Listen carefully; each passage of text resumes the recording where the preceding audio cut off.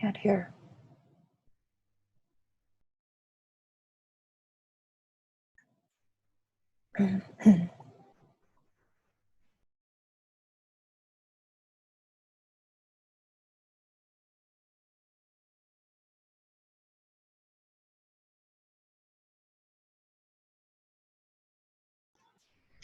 Hey, thanks. So, hello everyone. I'm happy to welcome you all for our online conference, which is a sort of preview of next coming Forecast 2022 online festival. And this is quite a long story to tell about, but I'll try to keep it short as our format suggests.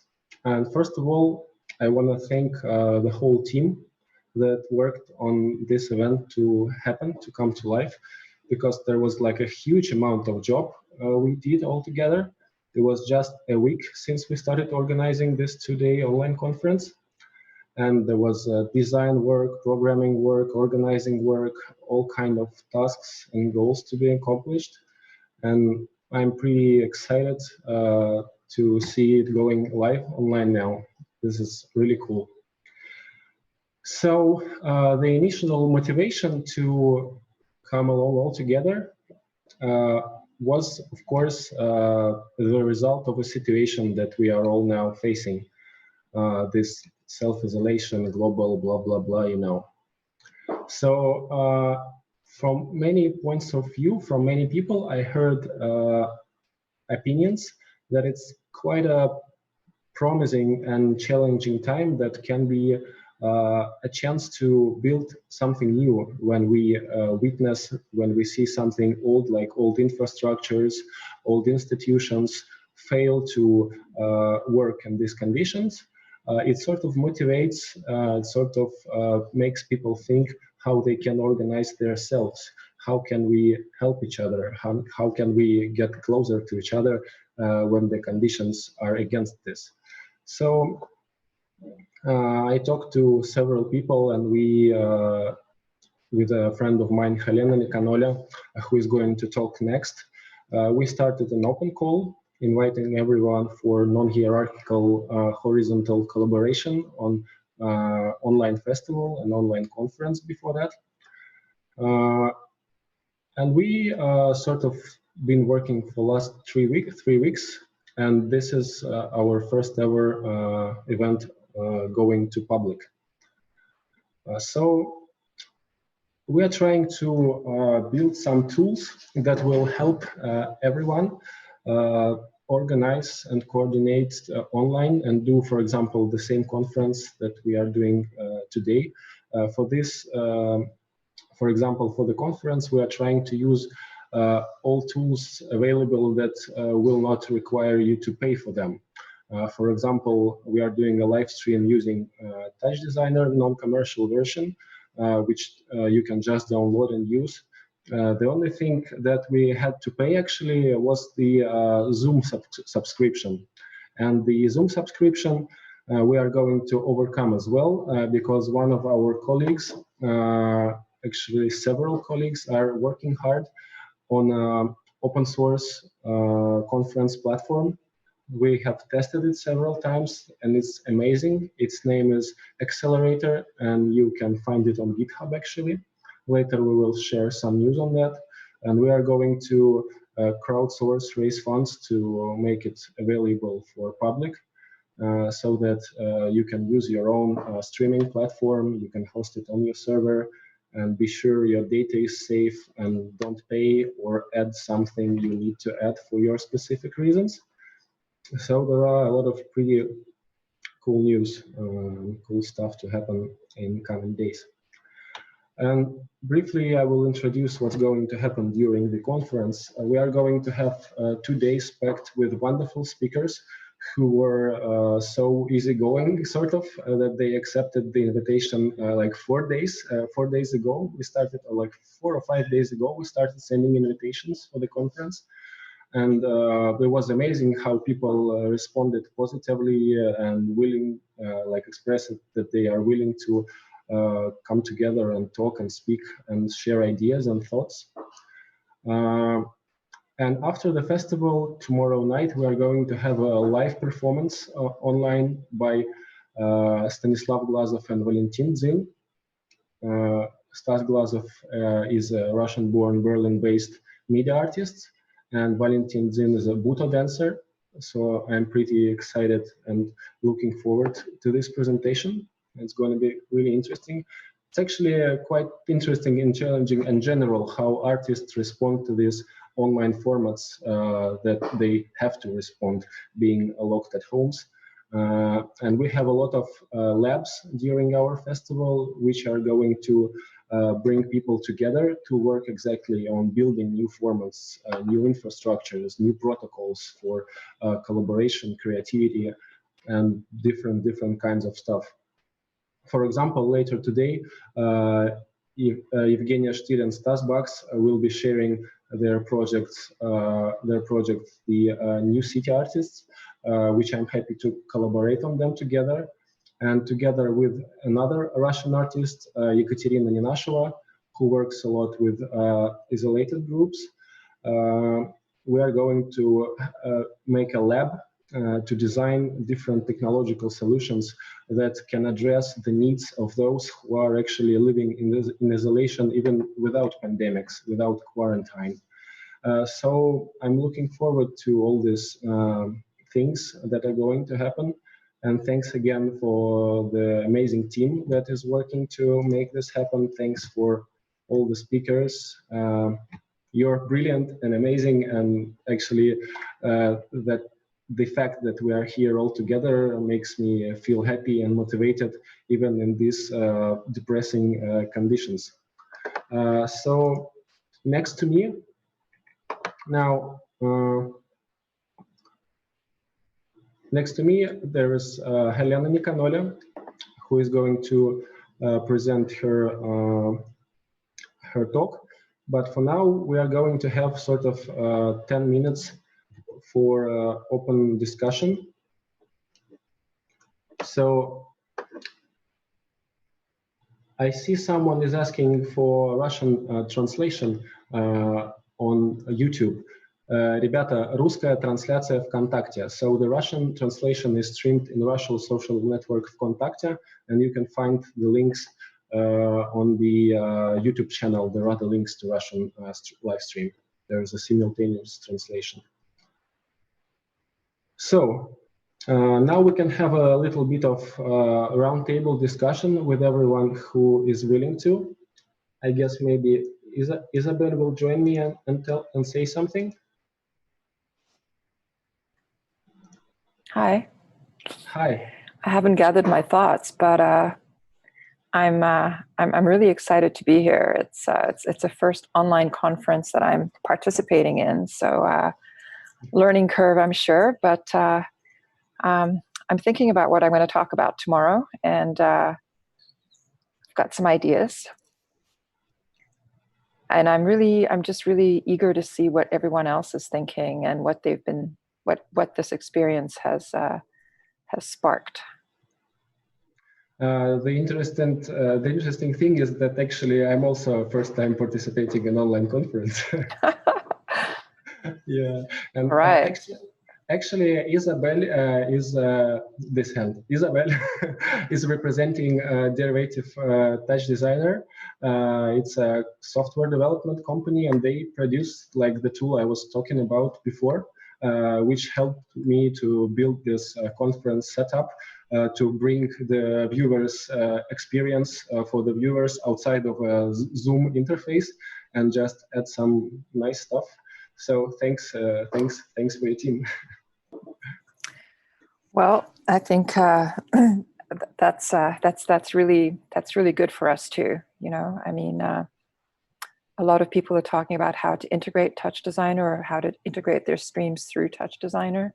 So that's definitely guiding us right now, and there's a lot of new ideas coming forth.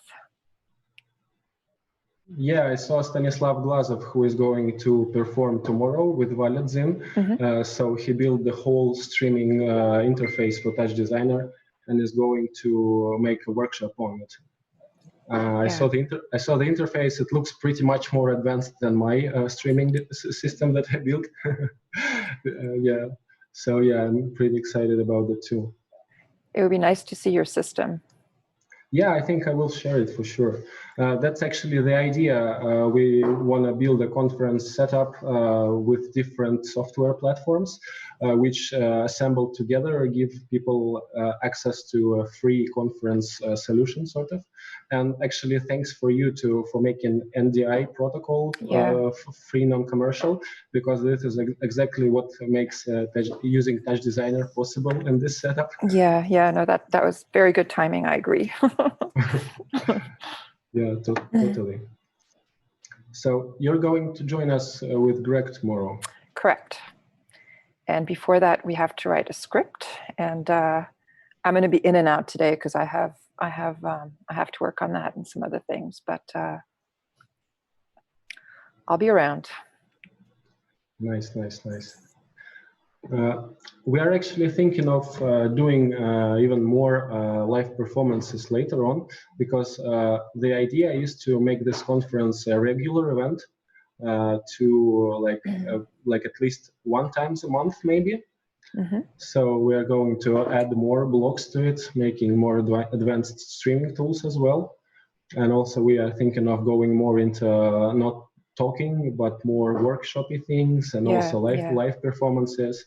Excellent. I think it's going to be really great. I saw actually many activity from Touch Designer community, like the way how people post tutorials and Yeah.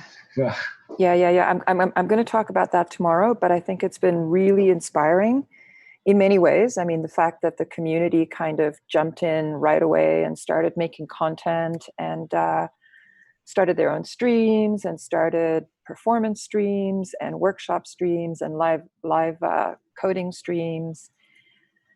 And I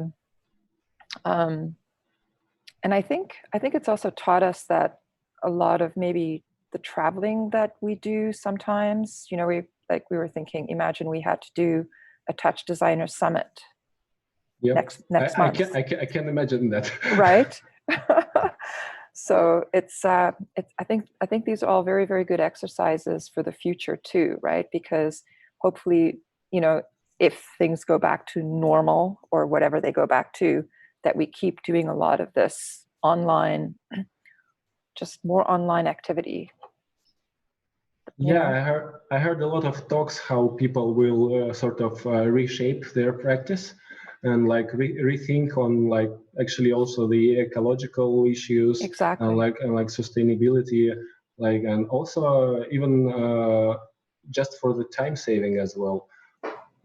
So yeah, I actually was like, Russia is actually really traditional in terms of communication and working. So people tend to be like really tied to meeting in person, and sometimes work just doesn't happen if you don't meet in person.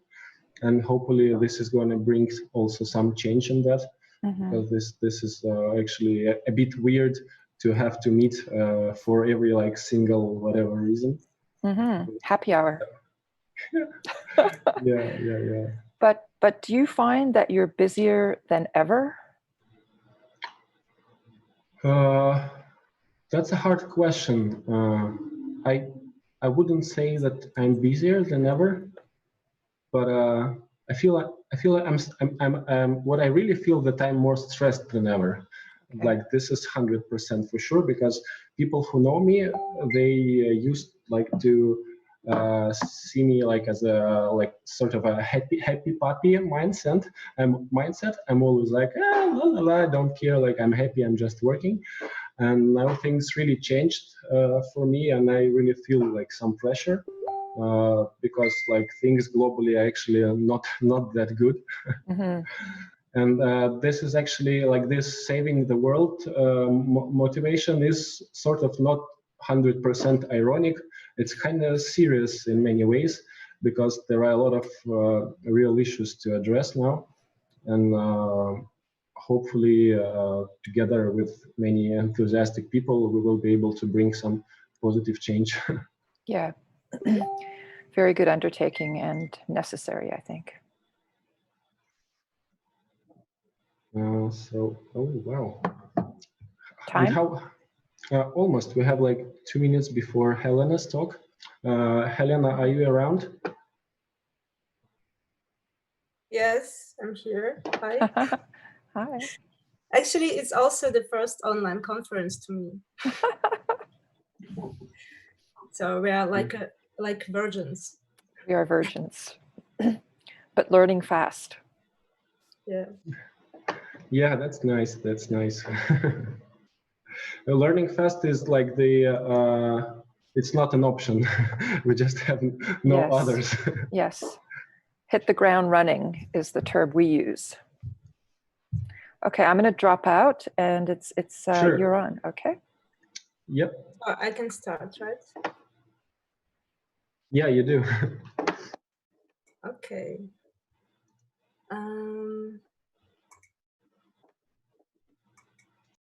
Hello, everyone. I'm Helena Nikonole, curator, artist, and educator. I live in Moscow. And the title of my talk is Art is Not Enough, because I do think so. And I think this idea kind of represents this, let's say, existential crisis. But at the same moment, it obviously reflects the crisis which humanity is facing, not even with COVID-19, but globally. And I'm sorry, I'd like to start from this quote by Ivan Illich, this Croatian Austrian philosopher who criticized the technologies of Western capitalism. I have no expectations from technology, but I believe in the beauty, in the creativity, in the surprising inventiveness of people, and I continue to hope in them. And actually, I think this is incredible that a virus, which is basically not even a life form, but something in between of living entities and non-living forms, some kind of biochemical species, but it influences the humanity in a global scale. It's spreading through these transportation networks and changing processes on many different levels, from social structures to ecological situation and even earth movements. And from each particular citizen to geopolitics. And the way we deal with the virus represents also global inequality. And I'd like to make an example from recent days when this VIP Easter liturgy happens here in Moscow. And they had this list of VIP people who were invited in this time of isolation. But if I think of it, the isolation itself is also a privilege. And it means we have homes to hide in, and we have this opportunity to work online, which is also a privilege. But at the same moment, we are witnessing different, inspiring, both global and local forms of creativity, connectivity, and solidarity, like DIY and Do It With Others movements, like many local initiatives, citizen science, and even these forms of online virtual protest.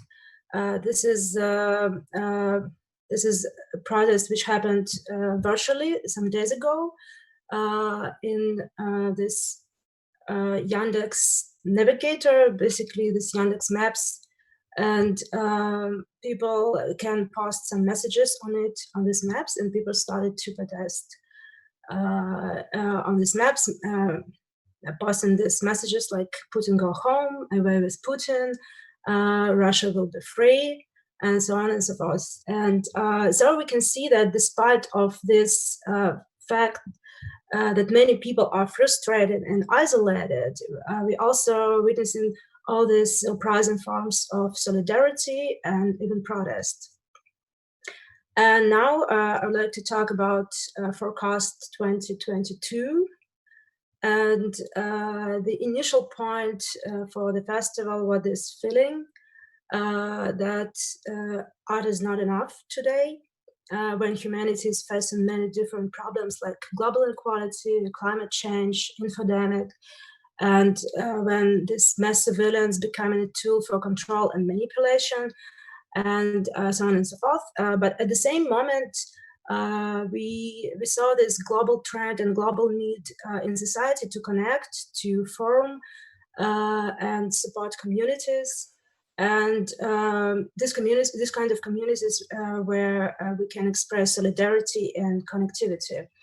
And the idea was to organize the online festival with non-hierarchical and transparent structure, as Ildar also mentioned before. And it happened from online open call, which we posted together, and we received more than 100 applications from people and institutions.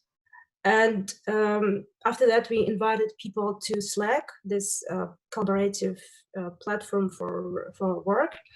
And after some time, we initiated Zoom call. And actually, we started to make these calls regularly.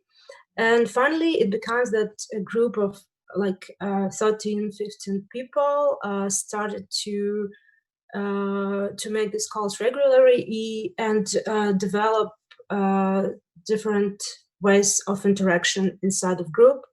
Also started to think about the structure of the festival, the concept, the name, and so on and so forth.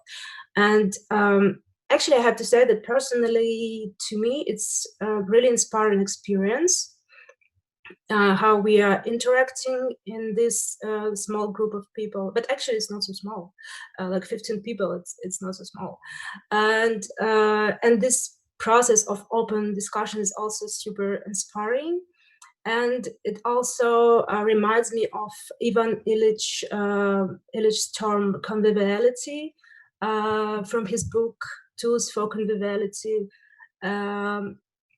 And he called convivial such a society or tool in which modern technologies serve politically interrelated individuals rather than managers. And actually this idea also inspired open source community and free software movement. And we also were discussing the idea about Marshall McLuhan, art as a radar. And art is this agent who is anticipating the potential of new technologies and trying to help the society to adapt to these new technologies. And we also want to rethink this online format with some new tools and some new opportunities which we have. And what is also important to us, we are trying to create different forms of social activism. And the festival actually is a laboratory already, a laboratory of this non-hierarchical structure, because it's, of course, experiment. And during upcoming months, it will present different forms and media, like also educational, like workshops, lectures, readings, but also conferences and live performances, concerts, and so on and so forth. And the final event will happen in July in the form of an exhibition. I hope so. Actually, you never know, but I hope it will happen then in the beginning of July. And actually, well, I want to thank all people who are involved in this process because, well, it's like this free experiment, and of course we don't have any budget, and all people are working for free. So all PR team, all designers, all organizers, thank you so much. Thank you, Ildar. That's all I have to say. Nice, Lena. So let's switch to a bit of a roundtable thing. Where am I? You can stop the screen sharing. Oh yes, sorry. No, Okay. Oop. I'll keep you two girls together. You look better than me. Oh, come on, come back. No, Ildar. Actually, it's just because I don't have a special preset for 3 speakers. I have a good one for 4 of them and for 2 of them, but for 3 of them, it doesn't look that good. We'll have to advance our setup a little bit. Meanwhile, I'll try to open my streaming on like comments on YouTube. So if anyone wants to ask some questions on YouTube, please do post them for Helena and for me about the Forecast 2022 festival, and also for Isabel. She's luckily with us. So yeah. We don't have actually, I tested today, our lag behind the translation is not that big. It's just like 7 or 10 seconds, which is not bad totally. Yeah. Yeah, I wanted to thank you guys for actually doing this in English, because you didn't have to. We had a big discussion about about language. I mean, everything always defaults to English, and it's embarrassing, you know? Yeah, but we sort of like the big sort of idea. I switched to 3 cameras. So the big idea was that we can somehow kickstart and foster international collaboration, that people will meet during such regular conferences, talk to each other, and then maybe do a project together, or invite someone I don't know, for a residency or for a project, or publish a paper together or whatever. So we are really looking very enthusiastic and optimistic towards fostering some online links, collaborations, and following this wave of people willing to get closer and be friends, which you all see while everyone is locked down. Yeah. I was actually thinking of that VR tour that you did. What was it? Something Global Friendship? Yeah, there was a project, Global Friend. Yeah, the project was named VR Van, the virtual reality van. Yeah, and I was traveling from New Mexico, Albuquerque, where I was in an art residency at the University of New Mexico. And I was traveling through the whole California and up to University of Reno in Nevada, and doing stops and running global friendship workshops. So actually friendship was long ago in my artistic practice. I'm not tough enough for real activist projects. I don't feel like enough strength in myself yet. So when I try to address some social issues, I usually do it in sort of a very naive way, like global friendship, saving the world. So to be like a little bit not so stressed with like hardcore activism, which I don't feel myself comfortable yet with, but still trying to tackle and address the same issues.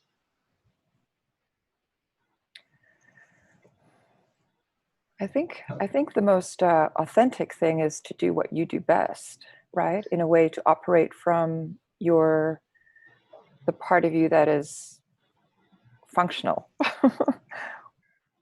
Yeah, totally. And this is why I'm so amazed by how work happens in this like Forecast 2022 that Helena just started talking about.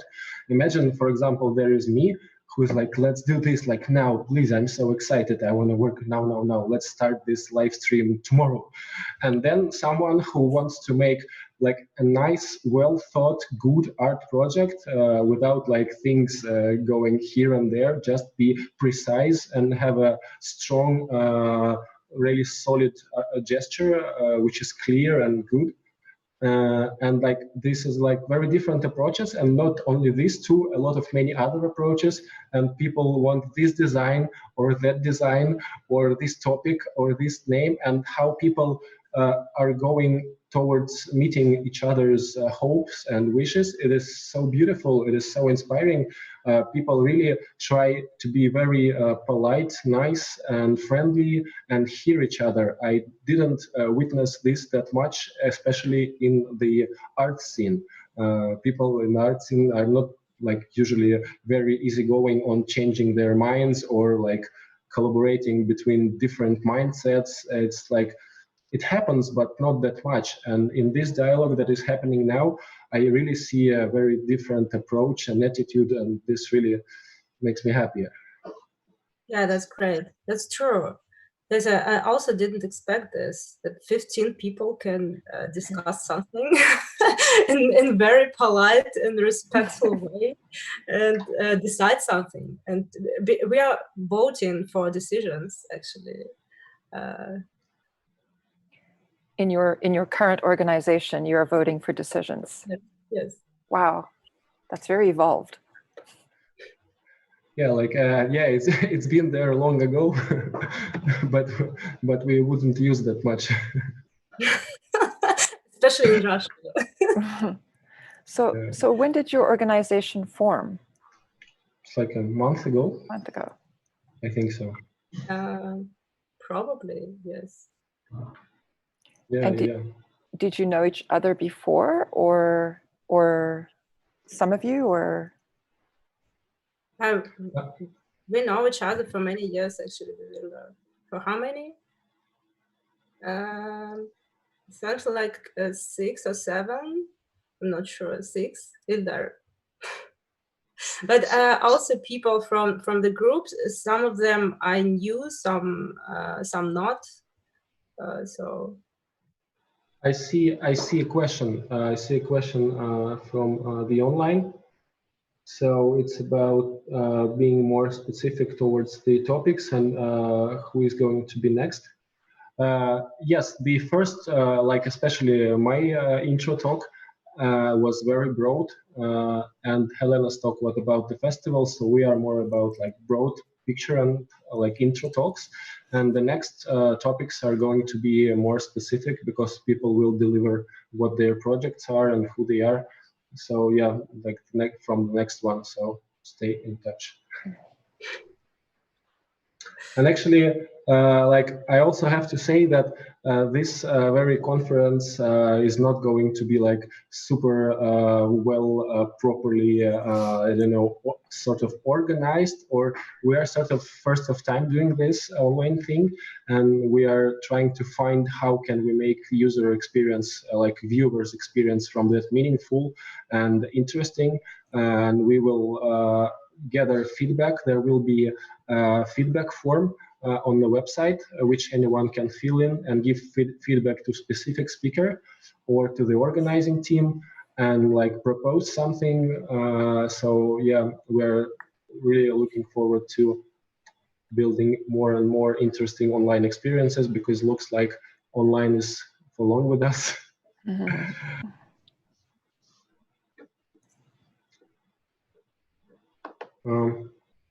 Helena. Yes, I also thought that actually this the process of organizing is already a project. I mean, they organizing the festival with this non-hierarchical structure.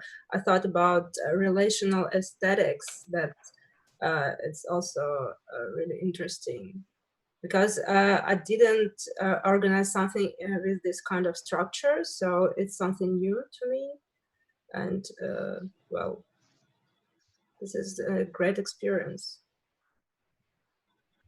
When did the 2020 conference come about? How long have you been developing that? Is that recent? Sorry, was it 2022? Am I spaced out? Yes, okay. Yeah, true. Absolutely. So are you asking when it is going to happen? Yes. So it's going to happen, we believe, in like July. Okay. So we have plenty of time for doing different online formats. Well, and actually you also thought that you about people who wanted to develop some kind of well-structured and well-developed project. Well, I would like to develop project, but and I will do that, but it really needs time for development, just time.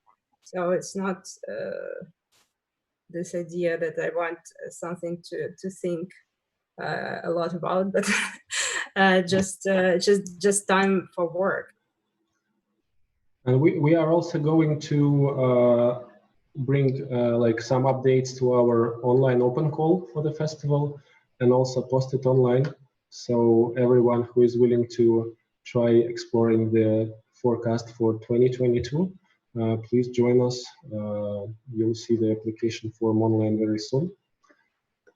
So I guess we can slowly move to our next talk. Okay. Meanwhile, to make this change, I will put on this thingy.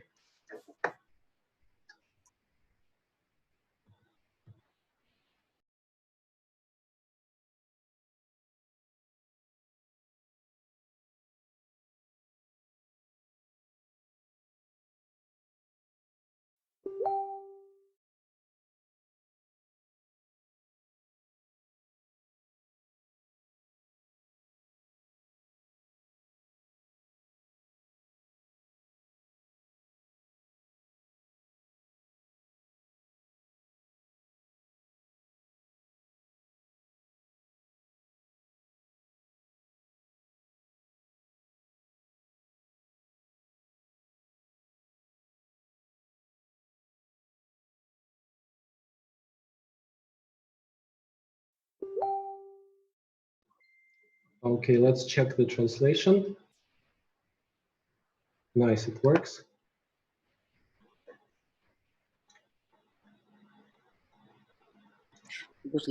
Stas, do you hear me? Oh, yes. Nice. Yep. So you can turn your camera on. Yep, but okay, yep. If Yes. you're ready. So hello, but first, actually, I'm wait, Eugenia. Yes, sure thing. Yep. Oh, there she is. Okay. But but thank you for your. No, for me, it's the first time when I used Zoom, and wow, it's amazing. But at first, I think I wait Zhenya. I can say who I am. I'm an artist, contemporary artist, and I live in St. Petersburg. But I think Genius must be say something first before me. Yeah, it's possible or not? Yes, she's here. But where? She's just silent. Oh, Can you hear me? Yeah, yes, but I don't see you. Why? I My don't camera know. is switched on. Genia. Okay. Isolation.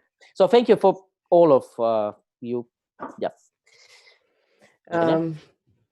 It's a new experience for us. We are very offline people, me and Stas, and our project is we do the studio like art residency for artists with mental strangeness, with disabilities, with special mind, and they are also very offline people. They are living hidden from society during all their lives, and what we want to find out now is to find some new ways of communications to continue our work which we do.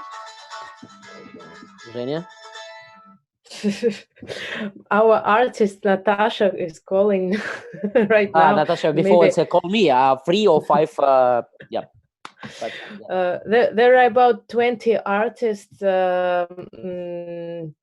like self-taught artists, whom we deal with, and they are living in special institutions in psychoneurological internats, it's like hospital. During their ordinary life, they often have no possibility to go outside by themselves, and so we make such conditions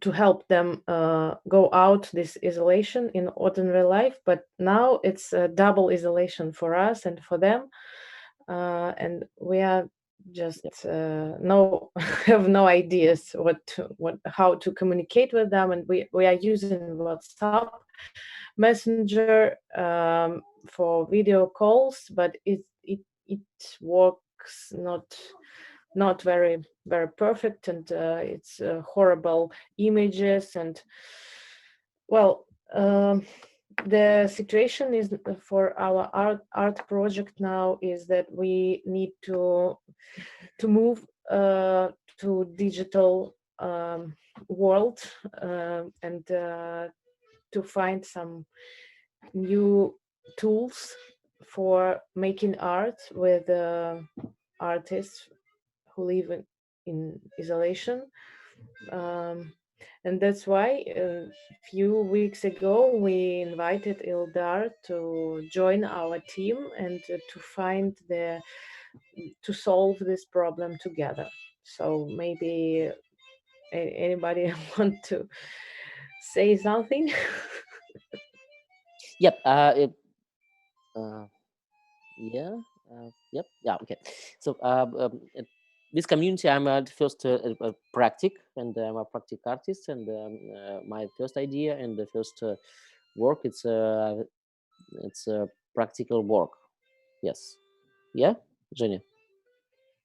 Mm-hmm. That's why for me it's Eugenia.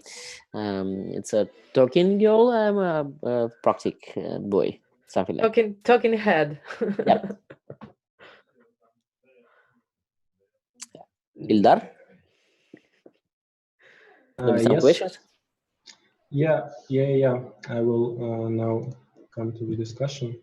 Mm-hmm. Yeah, you can share, Ildar. You can share your ideas which you have now, because during last 2 weeks maybe you were thinking about some ideas, what to propose to our project, or how to start some movement in this situation of doing art, or to broadcast the art, to show the art, to make the art, when we have no possibility to meet each other in studio. So any ideas from your side?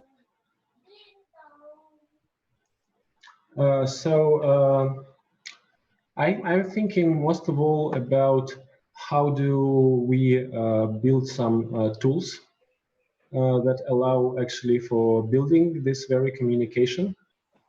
How do we reach to isolated groups in quarantine or without quarantine? Because there are like the tools that could be developed will work after the quarantine is over. They will be still useful. Mm-hmm. Wait a second, just in parallel, I'm trying to fix the Russian translation.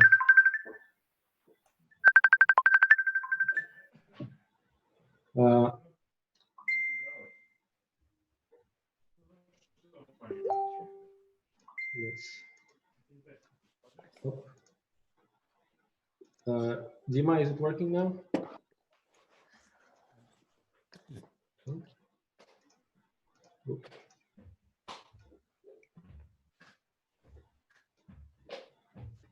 Dima, would you say something? Yeah, now it works. So let's get back to our discussion. My general focus is about building the actual new tools that will stay with those isolated groups after the quarantine is over, because they still can make use of them. And I'm looking forward towards developing of this accelerator online conferencing platform that I have told before in my first presentation, which is sort of a Zoom thing, but it's open source. You don't need to pay for it. And also we have like the developer behind it. We had a conversation with him, and maybe he could help us develop something that we specifically need for this project. So for example, and like first, like of course we need to decide what are the options that we want to add to this tool, like how can we make better use of it. And for this and for development of other tools, we are organizing a lab, which is going to start next week from April 29th. It's a lab that we organized together with Russian activist artist Ekaterina Ninasheva. And we have an open call, and there will be a lot of, there are people already responded to that. We have Ksenia Yermoshina, who is a specialist in UX UI, and she has been developing for isolated groups already before and did research on that.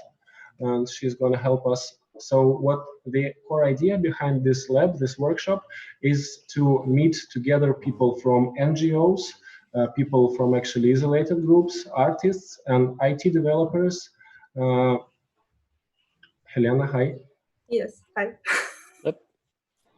So to brainstorm and to build some lines for further collaboration, because how many people many people say that the problem of coordination work between artists, NGOs, IT specialists, and isolated groups is that there is a lack of basic understanding between like who does what and how can people help each other. For example, there are like IT developers willing to help, and the NGO with some funding that needs help from developers, but there is no like protocol or no idea how to start this collaboration productively. And that's what this workshop is going to be dedicated to. And it will start next week. And also, like this is just like the very sort of lower level of abstraction thing, like to actually design tools to work with the tools. And the more obvious collaboration will be about like my expert using my own expertise in virtual reality. So we are think like someone. So who has this sense? I think.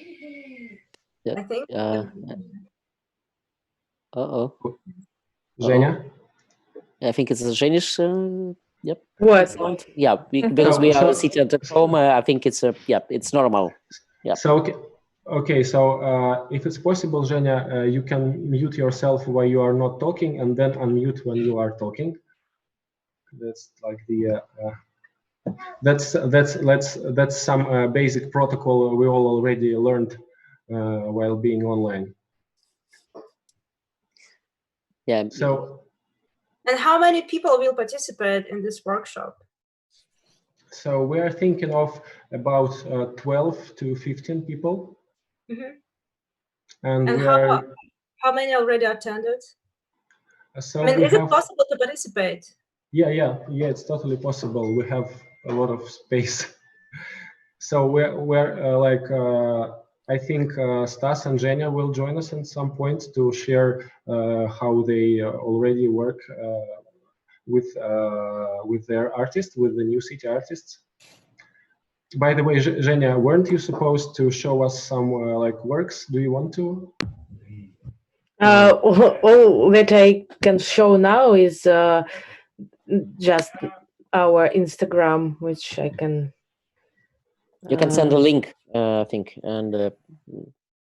No, it's like this. Maybe you see it.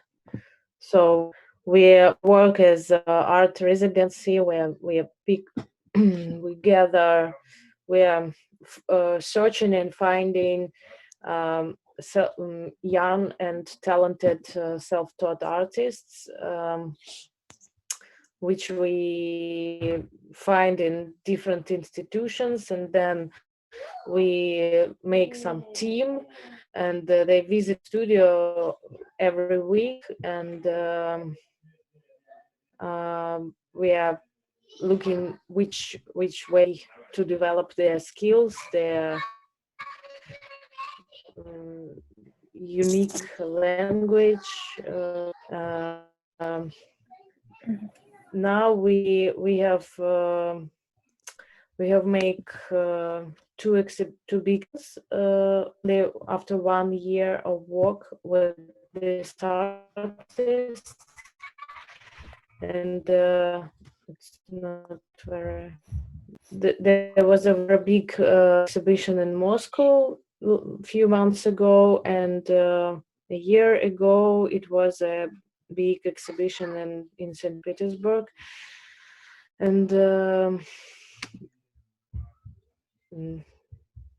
not a good connection. So you can check the Instagram account, and there you can find the art which we produce in our studio. And a lot of guys which we have found, they are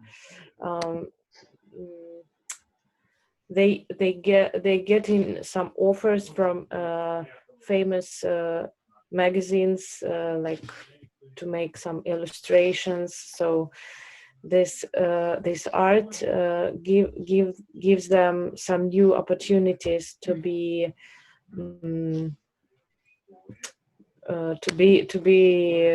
interesting to the world outside institutions where they live. And there was a very big solo show of one of our artists. It was a few months ago in St. Petersburg. It is Zoika. Maybe Stas, you can add something, because my internet signal is not very well.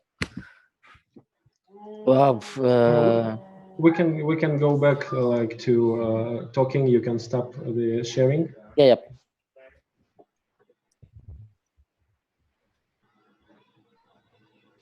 Yep.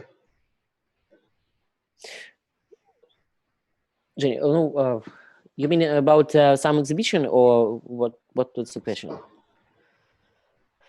You mean what? Zhenya? Maybe you can tell what is your main problem now. My problem now, what I'm sit here. Yes, it's my first problem, and it's an important problem, because sometimes that people that we say, it's it's not internet people. It's not something. It's not people who for really quick. Okay, I found some Zoom, maybe some Instagram, maybe some. Yes, it's a really problem when that people live, because it's it have some technical problem. I mean, it haven't internet, it haven't telephone, and it haven't nothing actually. It haven't paper first. So because I'm practical, that's why it's more important. That's why at this time I'm called together for, I think, 5 guys. Yes, Zhenya, it's the team. No, okay, 5, for example, and it's internet program. For me, it's not interested. Yes, for me, more interested if we sit together and do something together. But okay, we have what we have. That's why I don't know. Maybe I'm help you for your attention, but I don't know. I'm a practical man. Yeah. Well, so this is the situation where we are now, and we hope to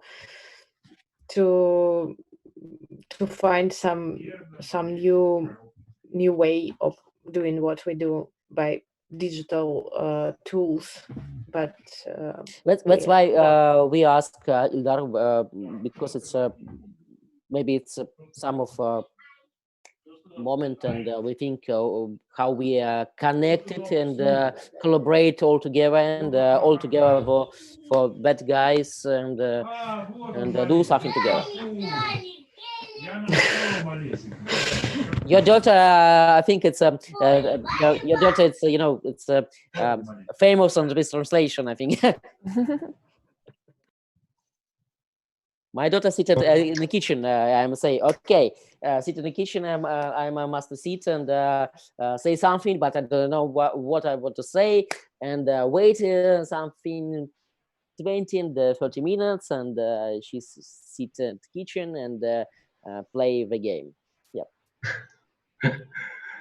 That's the family coordination. Mm-hmm.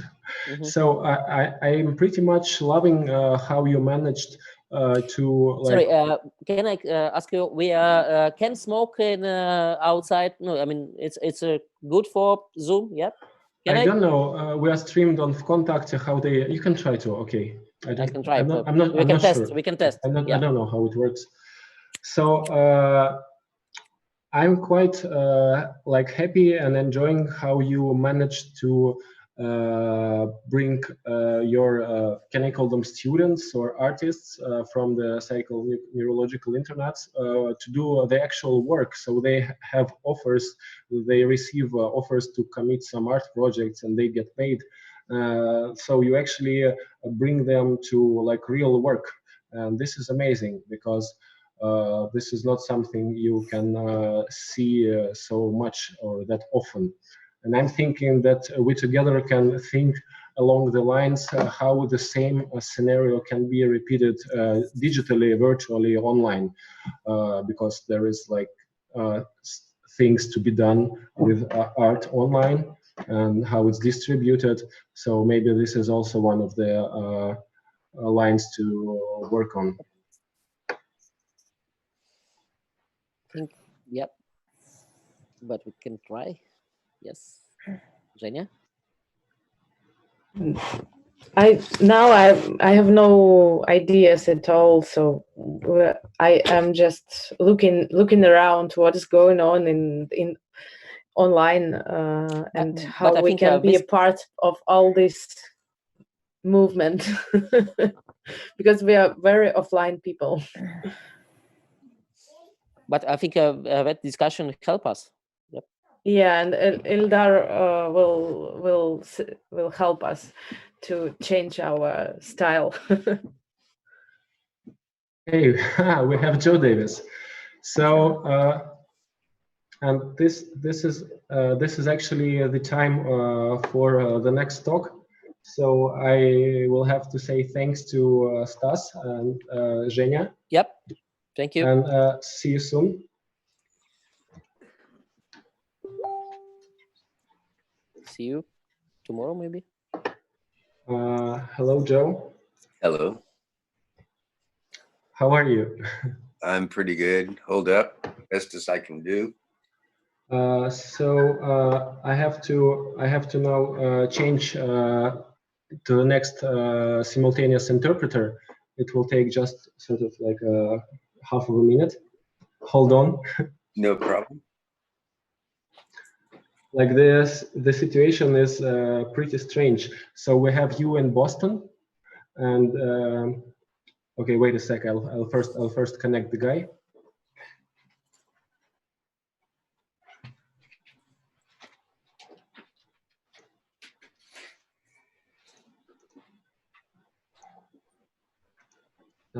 Let's check the translation if it works.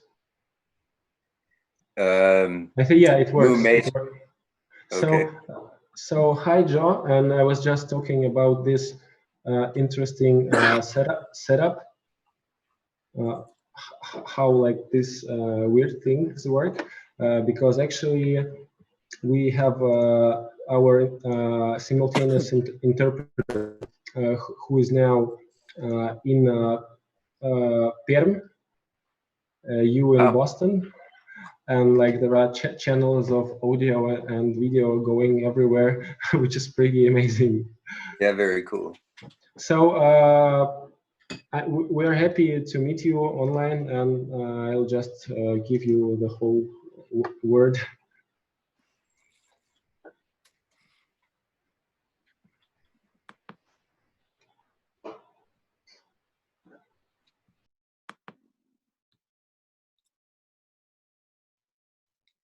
What are you doing now? You can just talk now. Oh, okay. So, hello, everybody. I want to share a screen. Can I share a screen? Yes, totally. Please do. Okay. Okay. So let's do this. And then I need to switch to that. So, this is like the future when everybody lives in a bell jar. Mobilis in Mobili is the motto of Captain Nemo, Jules Verne's Captain Nemo from 20,000 Leagues Under the Sea.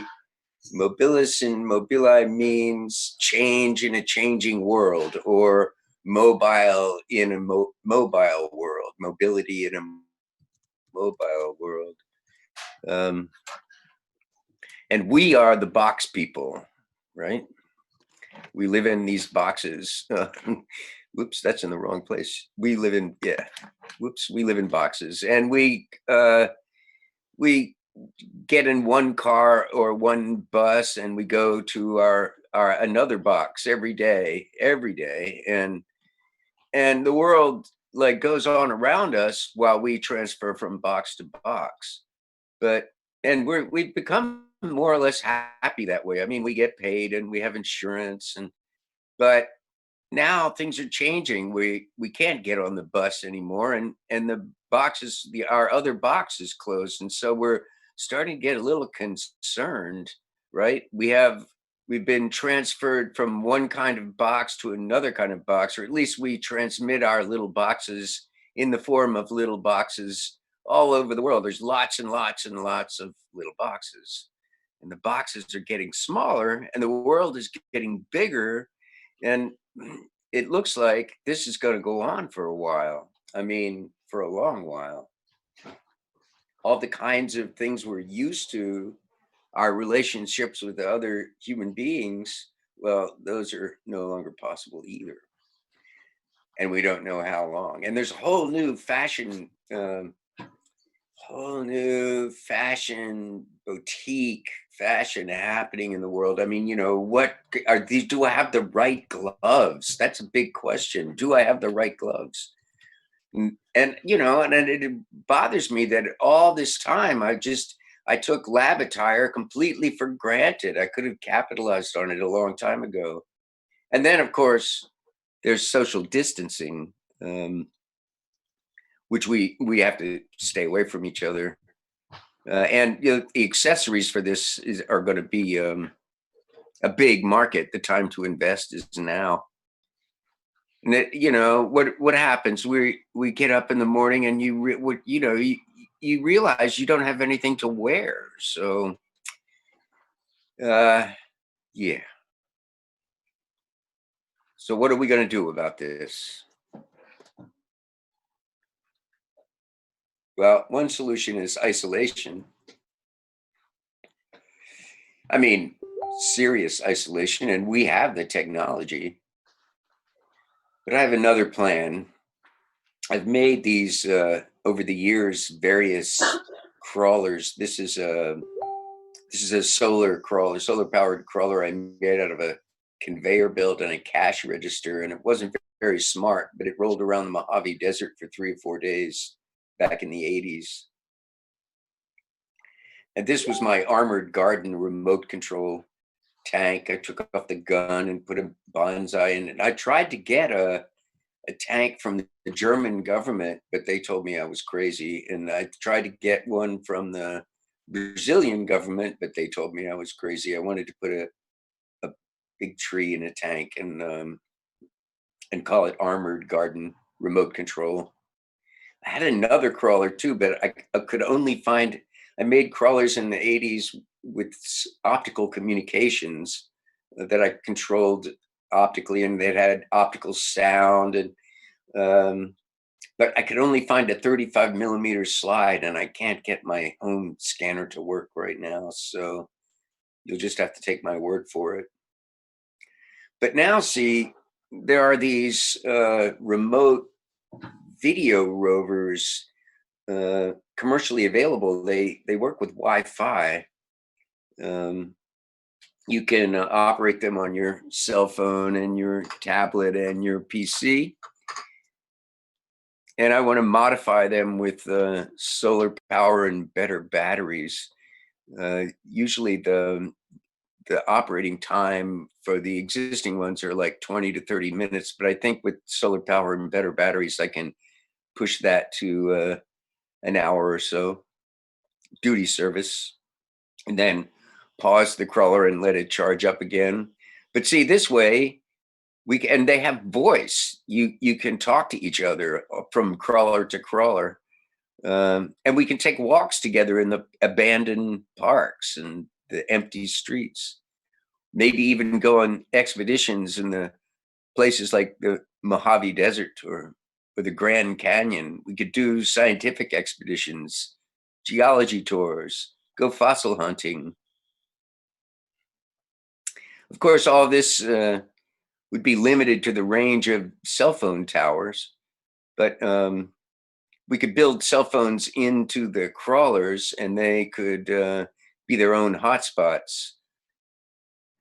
Also, there are these surveillance cameras, cheap surveillance cameras. Here's one for like $35 that you can call in from across town to talk to your dog or talk to your kid, and they have servos that turn the camera around. So I figured we could adapt these servos, and they're also web controlled, so we could adapt these servos to control the little rovers. And where there is no cell coverage, we could dedicate one of these little rovers to satellite telephones, and provide hotspots that way. This is a $30,000, $30,000 rover in Antarctica. Here's another one, Antarctica rover. Very expensive at $25,000 or $30,000, but we don't need to spend that much money. So my dream is we could have expeditions, like the first remote controlled expedition to the South Pole or other highly inaccessible landscapes. And we could do this from our little boxes. And the world gets bigger and bigger. Otherwise, we're going to have to stay in the box, and there are consequences. Erwin Schrödinger predicted those consequences. So here we go. That's my talk. Short talk. I'm going to escape. Stop share. There you go. How's that? I'm missing you. I don't. That was amazing, Joe. Like as usually, no surprise that you deliver good talks. You're like sort of saved our like first a bit chunky part, because oh, Isabel is here. Let's plug her in. Hi, Isabel. Hello, Isabel. Yeah, I enjoyed that very much as well. I'm looking around to see where my box is. the smaller one. Yeah, I've ordered some of these crawlers off eBay. I found like pre-owned ones and some of the cameras, and as the pieces arrive, I'll start to construct them in my home workshops. And I think that probably within a week or two, you can take a walk with me. Okay, in the Mojave, ideally. Yeah, well, we could do that too. The problem about distributing in remote areas is that we have to have somebody to put them on the ground, and so somebody has to go outside with all the right gear. You know, you got to have one of these, right? Ooh la la. Yeah.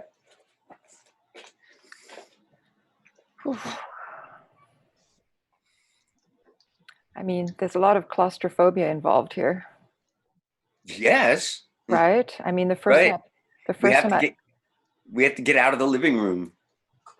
Definitely. but even outside, you know, I mean, the minute I put that mask on, the first time it was, oh, you know, it was as if I was underwater and I couldn't breathe, you know, and it was not pleasant.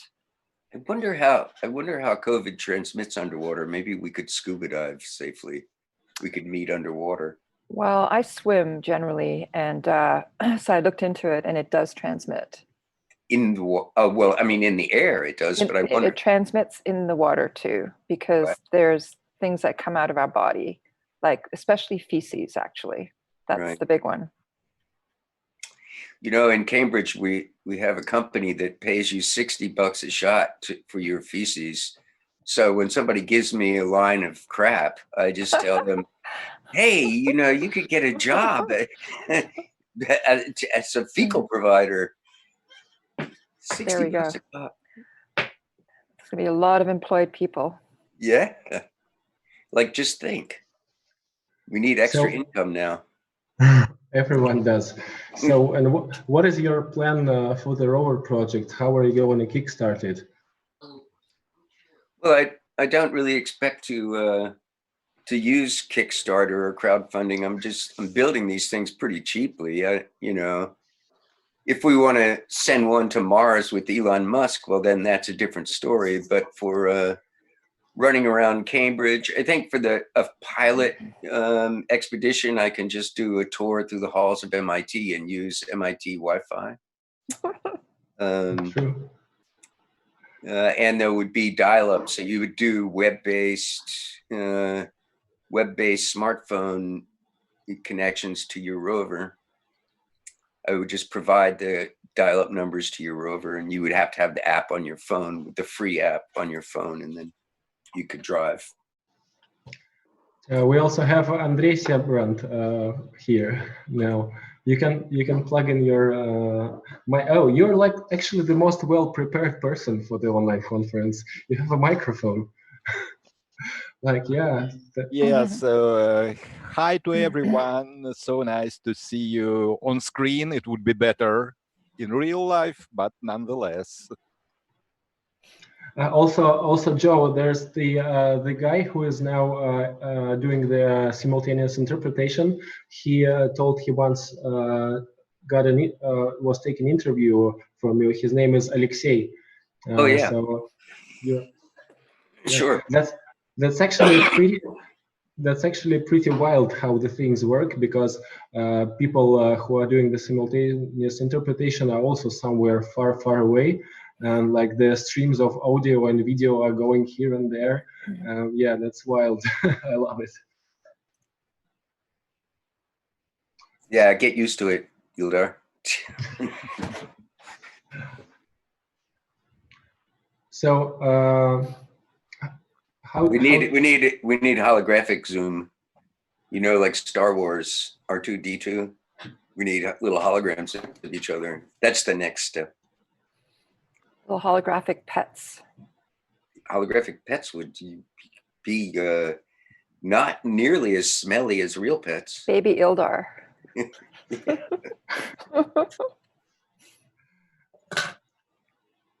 What do you think about space exploration with rovers and making use of the rovers to go outside of the box while self-isolating, Andrey? Well, I think that whatever we will try that doesn't rely on being a human, any human there in person, is now a good idea. Whatever we do, which is not directly dependent on human presence, is now, you know, very popular, to say it mildly. I think popularization of the technology for planetary exploration is long overdue. That, I mean, you know, there are private companies putting rovers on the moon and such, and we should talk to Elon. We need public access planetary rovers. course, then you need the deep space facilities network, you know, a system, a worldwide system of radar to like track the target in space. But the moon might work.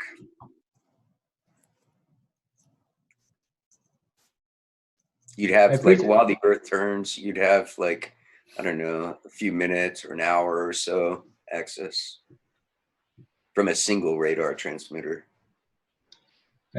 I pretty much loved how you described the idea of going for a walk to the seashore with someone by just driving two rovers together from your boxes.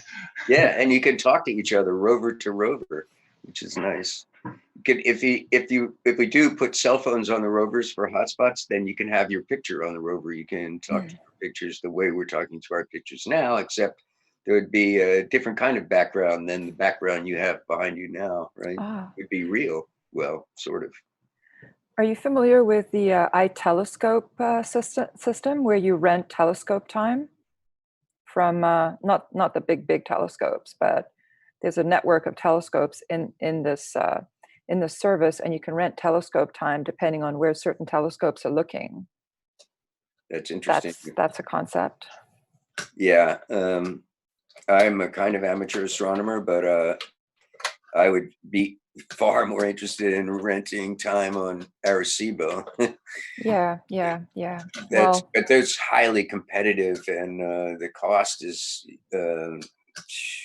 you have to either get it for free or you can't do it.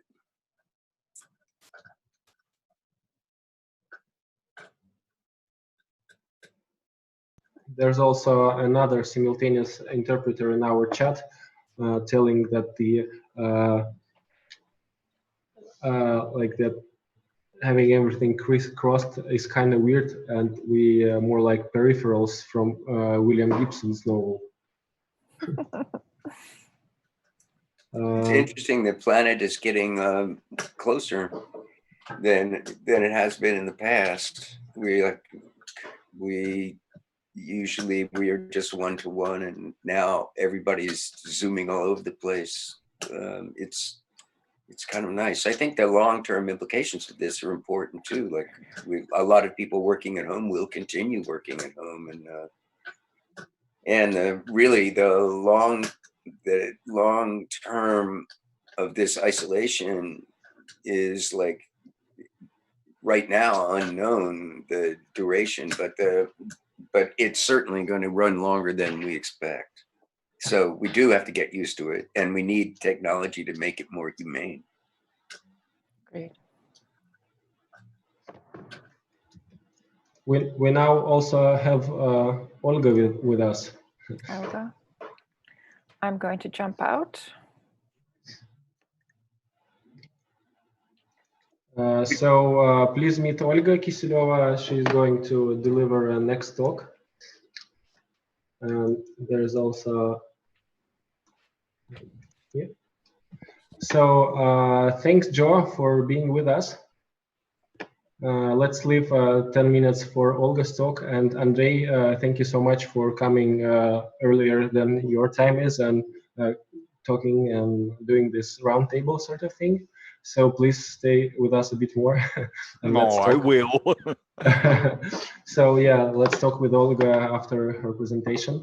Joe, if you don't mind, you can also stay with us. So meanwhile, I will change the simultaneous interpreters. I'm going to go on mute. Yep.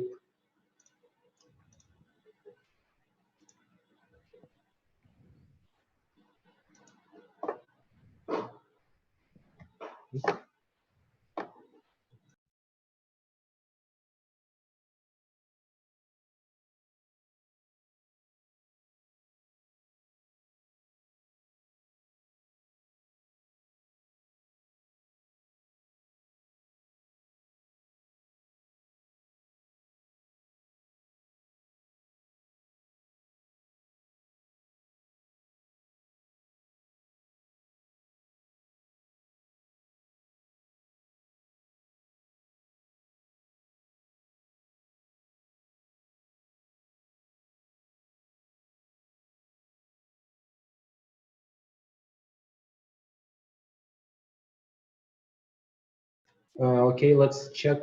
Dmitry, yes, so we have the translation. And now I'm giving back the picture from the speakers.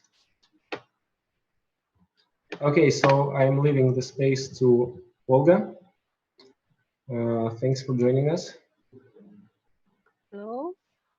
Hello. Andrey, Joe, can you also like mute the camera for a while for the 10 minutes of Olga's presentation and then go back for the video? Yeah. So Olga, take your time. Thank you for joining us.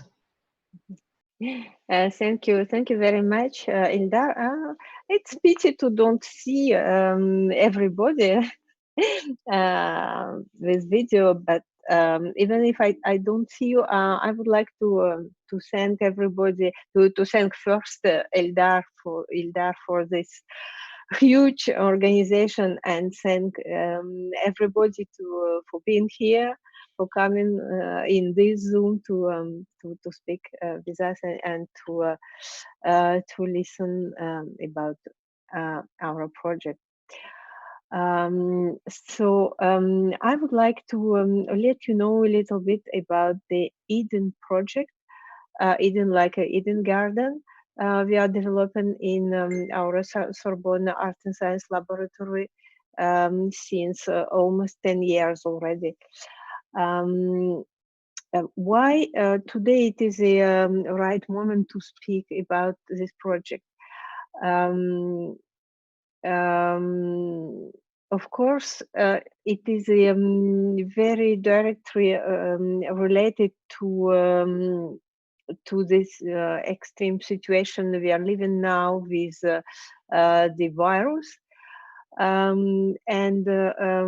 Of course, we discussing a lot what is the origin of this virus. Maybe it was created maybe by Chinese, maybe by Russians, Americans, or all together, or maybe it is a kind of answer of the nature to our anti-ecological comportment. Everything is possible, but what we can be sure is the nature has to give us some answer, and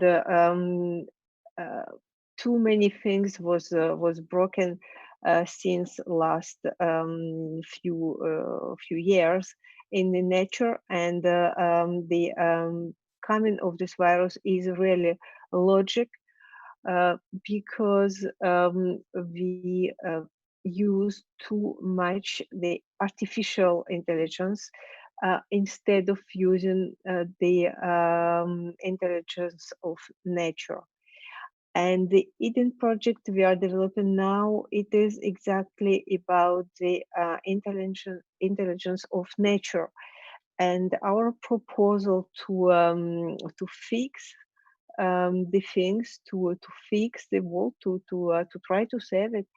It is to listen to nature, to listen to trees, to listen to plants, to listen to animals, and try to learn this logic and this intelligence, and try to follow it. I will show you now a short documentation in English about the project. I will try to share the screen.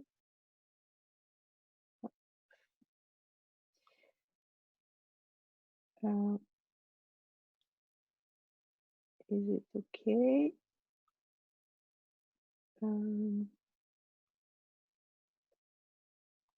Eden represents an artistic utopia assuming that extinction, despite its supposedly definitive and irreversible characteristics, can be revoked thanks to the advancement of contemporary human civilization. Eden's starts in 2013 after the restoration of the elm of Biscarrosse, a tree located in the center of the French town of Biscarrosse that died victim of the Dutch elm disease, a pathology responsible for the disappearance of most elm trees in the French landscape. After this happened, we were invited to create a monument to commemorate the elm that held a very important place within the town's identity because of its long history of more than 600 years.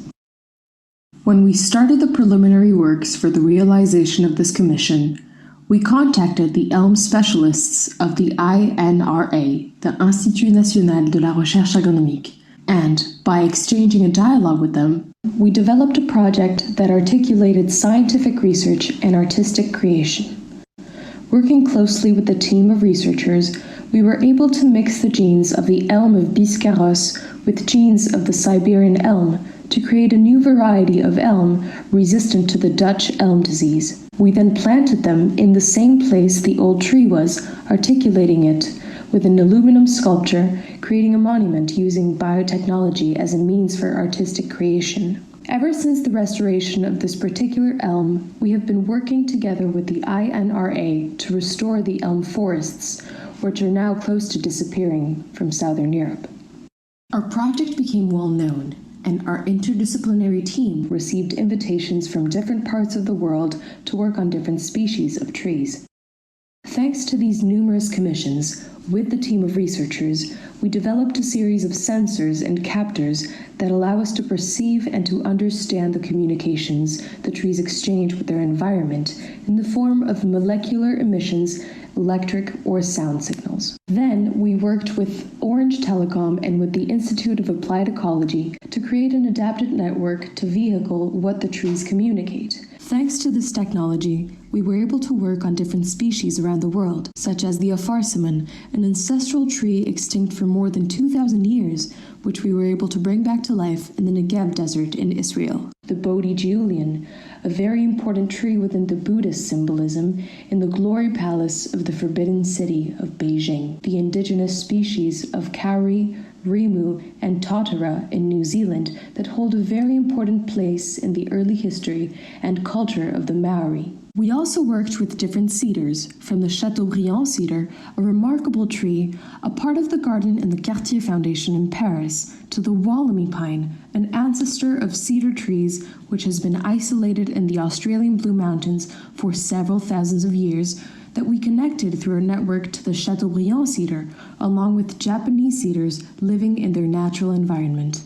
As such, the Wollemi pine can gather knowledge on the contemporary world and environment from its descendants. By working on this project, and thanks to the sensors developed by the scientific team of the INRA, we implemented different approaches to communicate and interact with the trees connected to our network. Thus, we can monitor what the trees are communicating, and we can then determine if there is any need for an intervention in order to preserve the tree and its environment. In the first place, we established the tree-to-network communication, a type of exchange with the tree that perceives the messages which the tree is sending into our central network to then translate them into messages comprehensible by humans. In the second place, we established the tree-to-tree communication that allows us, thanks to the network we developed with Orange Telecom, to connect trees across continents and across species, so that they can communicate with each other in case one of the species can learn something from a different tree that can be useful for its survival and preservation. As a result of these scientific explorations, we were able to take the data gathered from the trees and translate it into different types of art forms. Dynamic linguistic transcriptions of the communications from the trees were created with local trees for the Guangdong Museum of Art in Guangzhou, for the Cartier Foundation in Paris, for the Perth Institute of Contemporary Arts in Australia, for the Negev Art Museum, and for the Pompidou Center in Paris. Sound installations based on the amplification of the sound generated from the circulation of sap were created in collaboration with the Institute of Applied Ecology and with BioArt Society for the Roe Contemporary Art Biennale. In New Zealand, we collaborated with the Maori community, the Auckland University of Technology, and with the Auckland Philharmonic to build a musical performance created from the analysis of the communications coming from a kauri tree.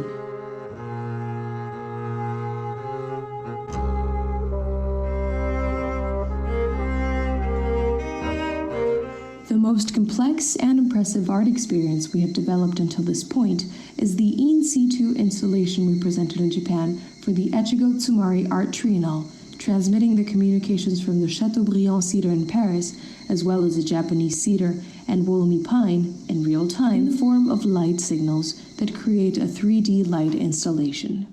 Eden takes the experience and the information from the scientific research and transforms it into an artistic proposal, allowing humans to fully comprehend the experience of the tree.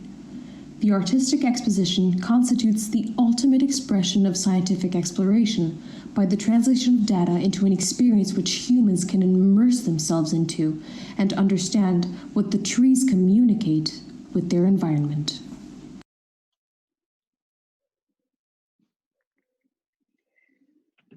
Okay. As you see, we work at it all in the countries which still have some ancestral knowledge, like New Zealand and Australia. We can see also they are the country which resist better to the actual virus crisis. Of course, it is not only the strongest of this ancestral knowledge, but I think what is important, it is this knowledge. It is a kind of formatting for the way of thinking in those countries. So now we are try to work locally and to work with the old knowledge we used to have in Europe, and especially in Eastern Europe, in Russia and in Poland, because we was the people from forest, and unfortunately we lost this ancient knowledge, and we are we don't have like Aboriginal people or Maori people here. We are our local indigenous people. So the next step we are proposing it is to go forward with our European nature, what we still have as a nature in Europe and especially in Russia, and try to learn again the intelligence of nature. Thank you very much. I'm here now for the questions. Thanks, Olga. So who is willing to join us? Please do that. Helena was going to join us. This is a paper about electrical communication of plants. Yes, yes. And, what paper it is? By whom? This is in. I can type in. This is in Frontiers of Physiology, Plant Physiology. There's some newer work. This was from 2017, but there's some newer work now. Ashley Seifert at University of Kentucky. His group has studied electrical communications between plants across mycelium bridges. And they've established some relationship with the, or at least some homology with these electrical communications and the operation of animal brains. It's really fascinating. Ashley's email is awseifert, SEIFERT at uky.edu. That's University of Kentucky. Super. Anyway, can you send me the reference of this paper, please? Yes, of course. And I'll send you Ashley's email as well, because they've got some really interesting work going on.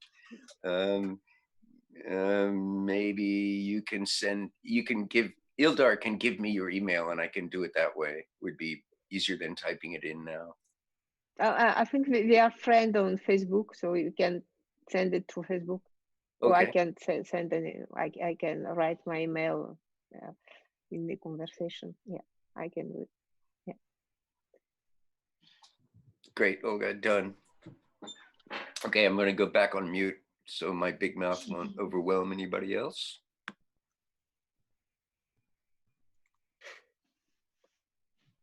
Oh, sorry. It is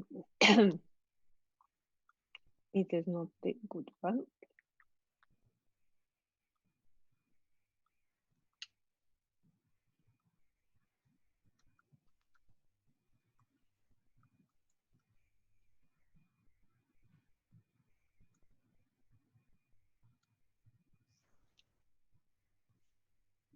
Okay, my mail is here.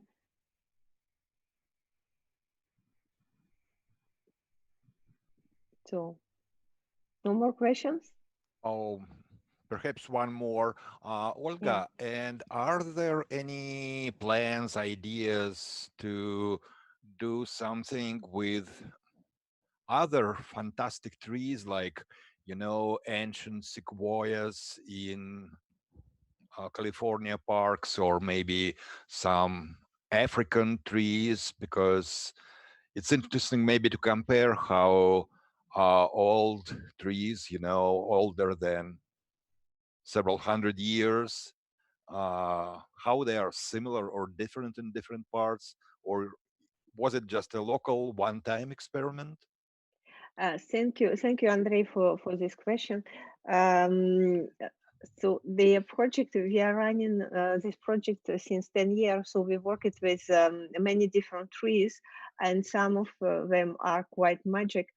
For example, the kauri in New Zealand we worked with are like, according Maori legend, it was the first thing which was created after the land and sky was created.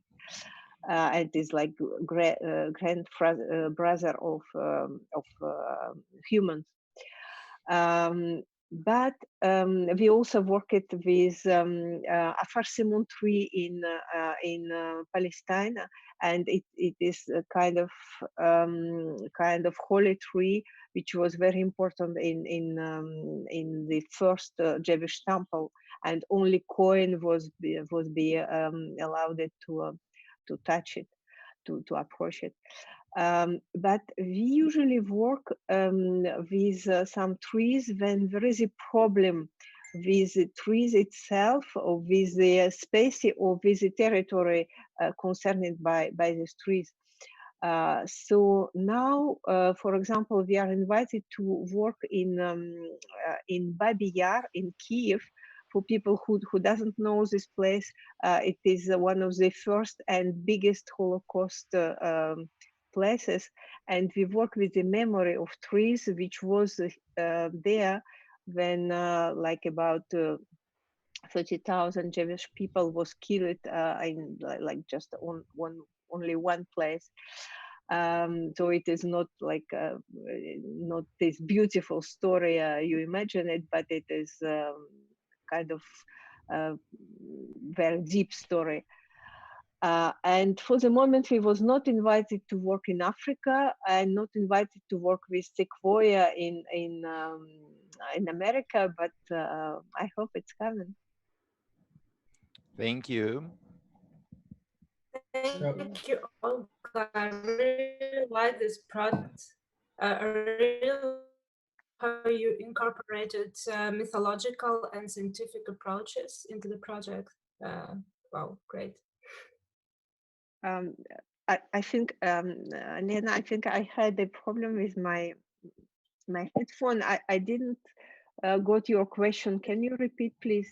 It was not a question, it's just a comment. I just said I really like the project, and I like how you incorporated mythological and scientific approaches into the project.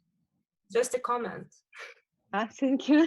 Thank you. So I make you repeat the comment. Sorry. Thank you so much. Thank you so much, Olga, for your talk, and all of you for discussion. So let's now switch to Andrei's presentation. Is that you? Thank you. Presenting next?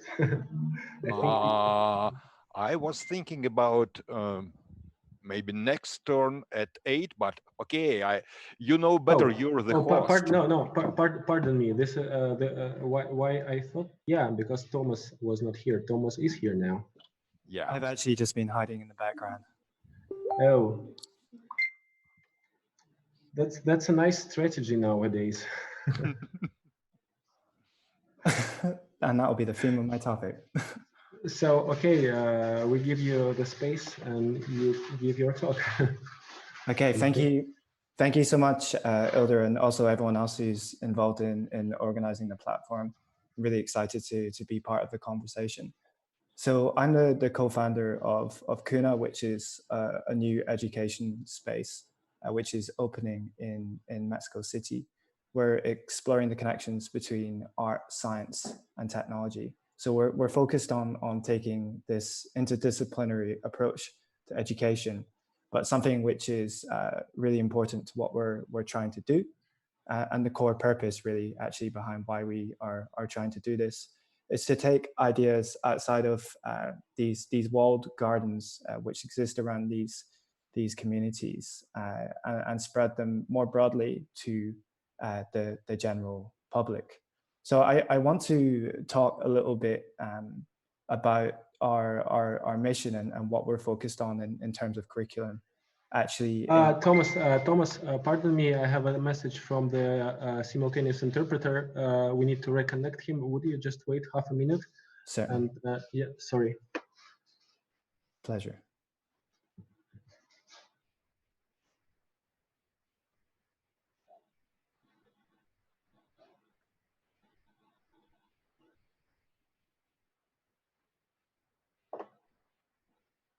Thomas, where did you say you were based? Sorry, it's Isabel. So I'm based in New York. I'm in between New York and Mexico City. So I'm co-founder of the project. I'm working with an artist based in Mexico City. And, okay, so, and the space that we're opening is in the south of the city. I don't know if you know Coyoacán. No, I don't, but later. Beautiful. Okay. So yeah, now the sound is good. Sorry for this technical issues. And not a problem. Would you like me just to rewind? If you rewind, that would be great for those who listen in Russian. Thank you so much. No, of course. So I just want to start by introducing myself and the project that I'm working on. Kuna, it's a new educational space in Mexico City, where we are exploring the connections in between art, science, and technology. The reason why we are taking an interdisciplinary approach to what we do with our curriculum is because we think there are very interesting ideas which are located within these walled gardens around disciplines and around the centers of production of knowledge in art and in science. But we think it's absolutely critical that we spread these ideas out to the broader general public, because in fact it's a necessary tool. It's a necessary civic tool so that we are able to participate more broadly as citizens in creating the society that we want, which is hopefully a more sustainable and a more resilient version of what we have today. So I want to talk a little bit about why we are doing this actually in connection with the theme of this conference, as when we unpack that, there are a lot of very close connections. So we have this big question for the theme, saving the world. And the first question in response to that is, well, what from? The short, surly answer to that would, of course, be ourselves. We really are the problem embodied. We are the problem embodied. But the longer answer is a little bit more useful. We are in the middle of a global crisis. That much is clear. But I think the generalized anxiety that I'm certainly feeling, I think many of us are feeling, and perhaps also the motivation behind the urgency of the conference title is it really feels like we're on the verge of the next crisis, that we aren't simply going to come out of this and it will be plain sailing. What we've seen as COVID-19 has ripped through the so-called developed world is the vulnerability of social infrastructure within these countries, which has been stripped bare by successive neoliberal governments that has placed the concentration of capital ahead of the resilience of social infrastructure and the resilience of the population. We are in an increasingly precarious moment, and it's absolutely clear that this is deeply connected to the fact that our inequality, our economy is based on unsustainable models of growth, which are poisoning our climate.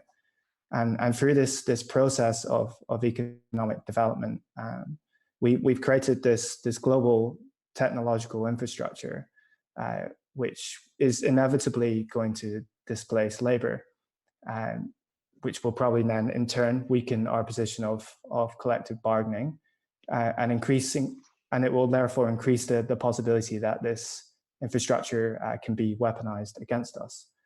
So pretty heavy stuff, right? When it comes to searching for a solution to all of this, the challenges seem insurmountable.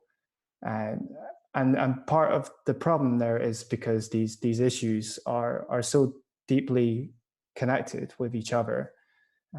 And when it comes to thinking of the individual as the source of solutions of the big idea, how can one person possibly possess the breadth of knowledge across all of these different areas to start to pick apart the complexity, the integration between the economic structure, the problems of the climate, how we can collectively act against the advance of technology and the danger that poses in particular ways? It just doesn't really seem possible. Well, what I want to suggest is that the answer to this doesn't lie with the individual. It lies actually in contrast in the collective. And more specifically, it lies in the strength of our ability to create a global community that is better able to exchange ideas, to educate each other and collectively explore solutions. So this isn't a particularly radical proposition, and I'm not saying it is, because the truth is that the development of ideas is almost always some form of a collective act. The process of inquiry, of research, and the maturity of this research into an idea, which then grows into a potential model that could actually be implemented out in the world and take shape in some meaningful way, it's always a collective act. It isn't the act of an individual. So we can think, therefore, that thinking is always a collective act.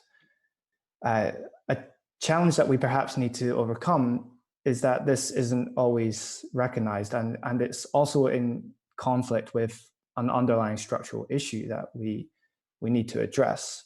Our economy in general is over-optimized towards the individual and away from collaboration. And the reason being that value accrues to the unit of the individual.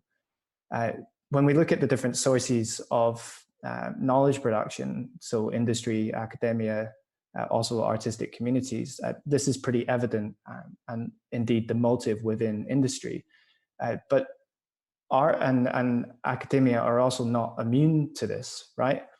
And we see this very, very clearly in the existence and the importance of the personal platform. So in this current moment, our individual success is increasingly linked to the size and the reach of our platforms. This turns ideas into territories, and authorship becomes something increasingly to be defended. This elevation of the individual is, of course, absolutely counterproductive to collaboration. And I think there's also some larger issues as well, which are particularly relevant to this current moment, because it creates a set of incentives which leaves us quite vulnerable to objectivism And this now more than ever in this current moment is something that we must resist. We can't pause just now and plan for how the world is going to look after COVID-19 recedes, because the world is going to change so rapidly in the coming moments. There's no possibility that we can prepare, plan, and anticipate some strategic pathway to a better future. This means that we can't cling to particular ideas or to preferred theories or preferred models, which our platforms depend on, as it will curtail vastly prematurely our ability to explore alternatives. So I don't have an everlasting source of optimism. I don't have blind faith in the principle that truth will eventually win out, and interpret that how you will. But I do fundamentally believe that there is a possible future in which it does, and we do find ourselves in a more sustainable and a more equitable present. But something which seems absolutely clear is that the smarter we are as a collective, the more possibilities that we can imagine, then the greater the chance is that we will stumble our way towards this pathway towards a better future. Of course, within this current moment, the pressure of solving the crisis, it feels absolutely overwhelming. But that said, there is still so much work that we can do all together collectively today to build better links and a stronger global community. And that's what I'm suggesting in the idea of the Global Cortex. Thank you very much for listening.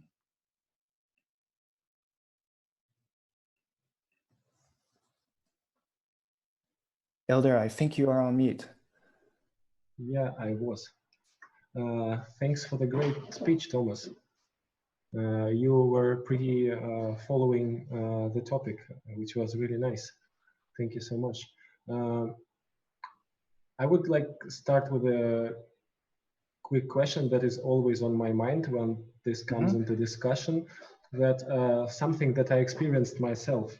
I do have like this strong willingness and belief that we can somehow find the protocols and ways for cooperation, even if the world is super individualistically tuned, sort of, and it is not like the perfect environment to start collaboration straight ahead.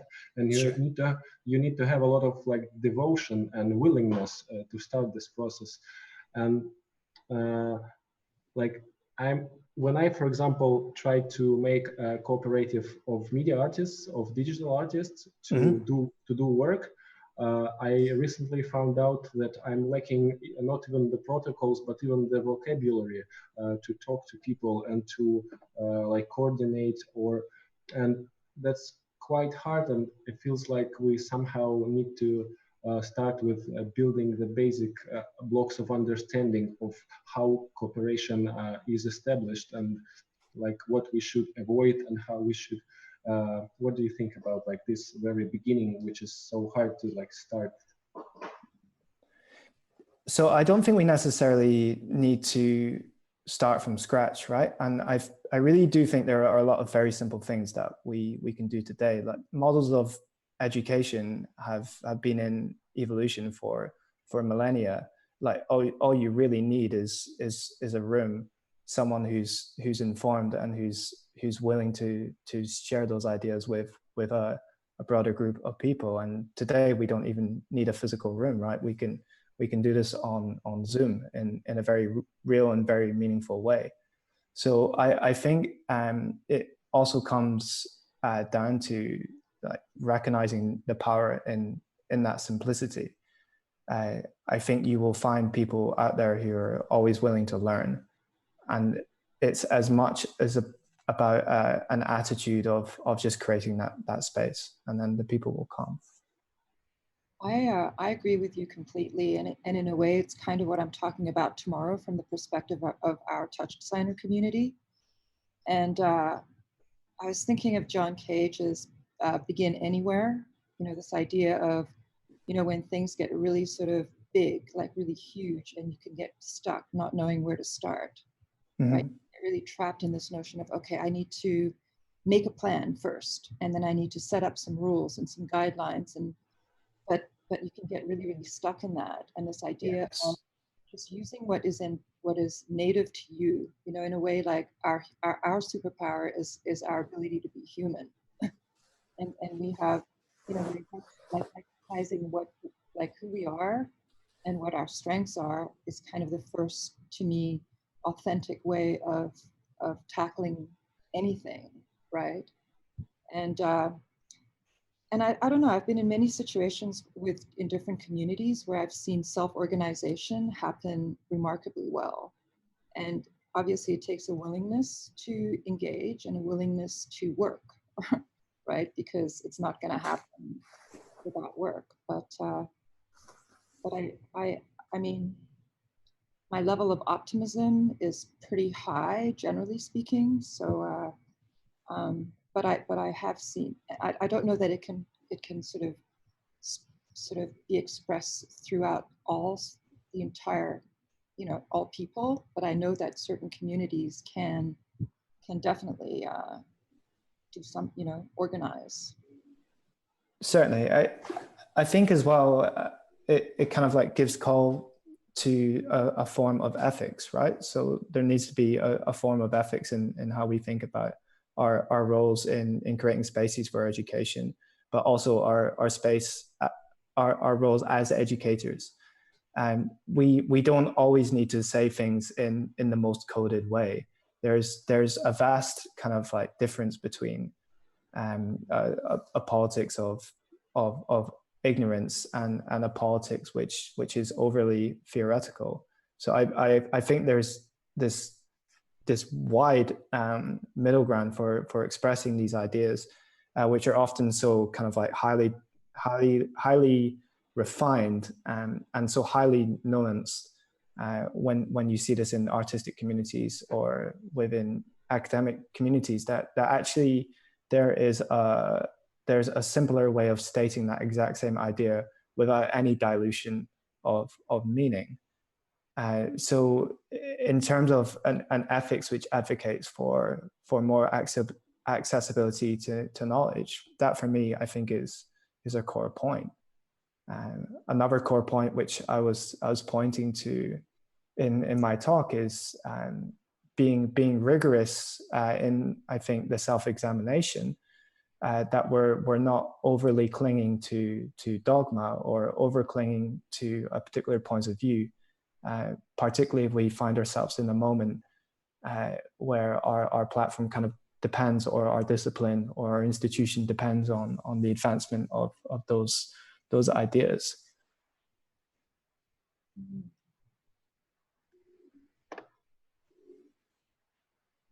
But the school will start in online format? So yes, we had original plans to start with a summer program, which was going to kick off at the end of June. Obviously, those plans are very much on hold. What we're actually doing tomorrow, and I didn't want to be so rude as to mention it, is we're hosting another conference. I think anyone who's tuning in should absolutely tune into this conference and ignore our conference. But we will be recording our conference. So after you finished watching this conference, you should come and check out some of the topics. So yeah, we're doing what everyone else is doing. We're looking at different ways that we can reach out and communicate and engage online. We're tracking the situation in Mexico. It's way too early to say how everything's going to unfold. We want to be able to meet in person, if only to meet and hug each other. That's going to feel great. But it's really too early to say when. Perhaps at the end of the summer, perhaps later. So as the situation evolves, we'll consider moving the curriculum that we had designed for for summer to a purely online format. I have a comment. Yes. It seems to me that this isn't really a new story. I mean, we've been talking about this crisis, this environmental crisis for decades. We didn't do anything about it decades ago. And now it's pretty much nearly too late to change the inevitable effects of the existing forces, climate change. I mean, in effect, we're really talking about terraforming. I'm not saying that we shouldn't proceed. We should obviously proceed. We need new carbon sinks. We need to reduce emissions. This is critical. But also, we need the technology to cope with the inevitability of the change that's coming. We need technology to deal with the climate change. We need to deal with the rising sea level. We need hardier plants that can deal with the more arid and warmer environments. We need to be able to artificially migrate species to different latitudes so they can survive. Otherwise, they will become extinct. But these are the things that we're sort of losing sight of. We're kind of all wrapped up in the guilt of our reasons we have climate change in the first place. But meanwhile, there's things to do right now, like critical things to do in terms of not necessarily, I mean, there are things to do about moderating climate change, but also how to deal with it. And that I think we're losing sight of. That's what I have to say. I'm going to mute. I agree with a lot of the things you're saying. I think something which is a component of that now is a lot of those decisions which will need to be taken are inherently political, right? And I don't think there should be some illusion of like a technical barrier or some illusion of a technical level of knowledge that you need in order to participate in that conversation.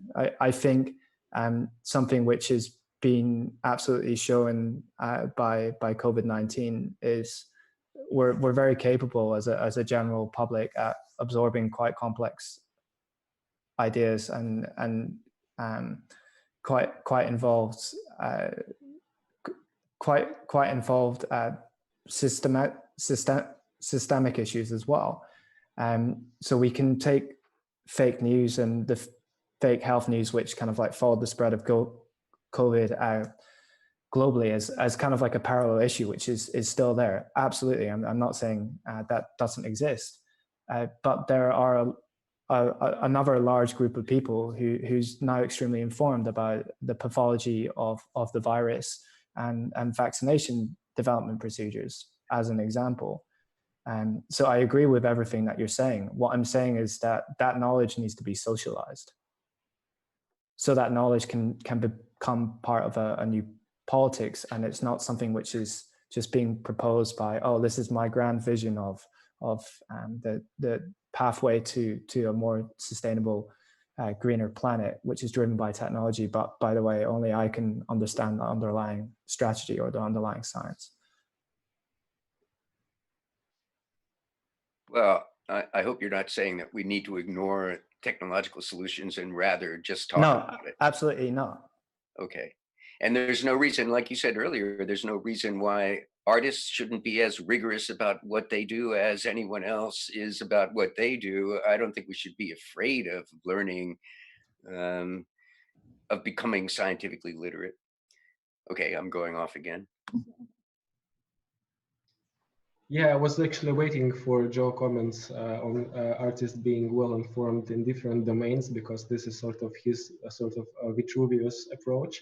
But it's time to shift to Andrey's talk. And thank you all guys for this amazing discussion. Thank you.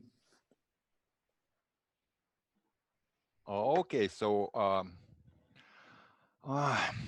it's a bit difficult and a bit strange to talk after great artists, after iconic persons like Joe Davis, for example. And I'm from a different world, actually. I work for a technological company, and I am professional marketeer, and that's almost the opposite, at least in many mind frames. It's almost opposite to being an artist. Andrei, sorry. Could you just wait for just 1 minute Okay, for the connection of our next interpreter? okay. Just tell me when can I go ahead? It's just almost now. There he is.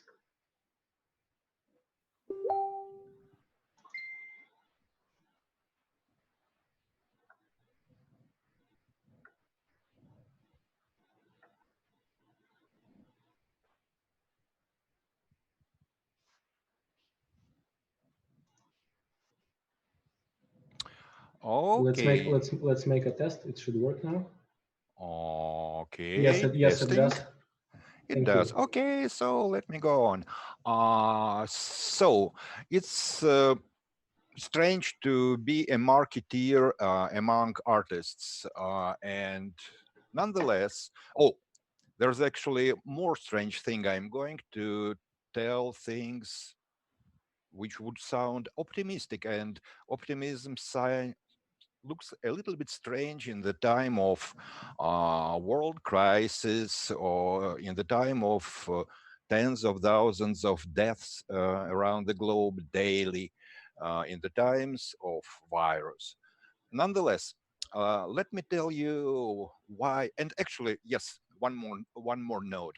I think that I will be telling things which have nothing to do at the first glance with art and artists. Still, I do believe, I seriously do believe that all these things about technology and education and human experiences has absolutely a lot to do with everyone, including artists. And moreover, we do need artists with their thinking, with their with their mindset, with their way to look at the world, uh, to make all these education of the future better. So now let me try to switch to my presentation, because I'm going to show you a few slides. Hopefully it's okay. Um, You just tell me, Ildar, if you do see my slides, and then I continue. Yeah, we do. Thank you. Oh, cool. Oh, great. So yes, we are already a few weeks into this time of universal lockdowns, and we do have already some data. Why do they matter? Because first, I told you already, I'm going to deliver an optimistic talk. I am an optimist, and I do believe that now, living through this transformative experience, we are actually changing the world for the better. Why? Why this experience matters? For a simple reason. A person who was absolutely genius theoretician, I don't know, I believe everyone knows who Albert Einstein was. He was praising the real experience, not just theory, not just lectures. Experience is actually the most important thing that happens with anyone. And now we are living from this experience, but in a very unusual way. I'm sorry for this diagram in artists conference, but I don't know any other better way to explain why that uh, special time we're living through matters. You know, here is the graph explaining, showing, illustrating how people uh, get used to any new technology, any new thing. First, there are enthusiasts who try them. Finally, there are skeptics who usually many years after these first innovators join the crowd. And this process normally takes years, even for the fast new technologies. If we remember, how long did it take for us to start using internet? For the humankind as a whole, it took more than 20 years. For mobile networks, it was also many years. And now, because of the crisis, because of this need to start using technology that you refused to use all the time before, we are just jumping from the stage where educational technologies are used only by these enthusiasts and innovators and geeks. We jump to the stage where every single teacher has to start using it. And that's amazing. What would take years in a normal, slow life of education now took a few weeks. Just imagine what kind of fast forward we're living through when years are compressed into weeks. And when I say about educational experience and why it is important, I mean that this educational experience only looks on the surface something that matters for school children and teachers. No, any experience for young people, for kids, shape their personalities, shapes finally their lives. And those who are now living, who are now learning in online schools, they are our future. They are people who will build our future. So finally, we are now living in this transformative moment which really shapes our future. That's why it really matters for the entire world. And it matters not only for the students, of course, it's equally, and it's maybe even more important, it's equally transformative for the educators. And educators, by definition, are people who really do respect traditions, people who actually transmit these traditions to the next generations. And that's why they are usually so slow in accepting new technologies, new ways of teaching, and other novel things. Nonetheless, they all have now in a situation where it's not their choice. They have to start using all these new technologies. And sorry for the numbers, but they really, really are important.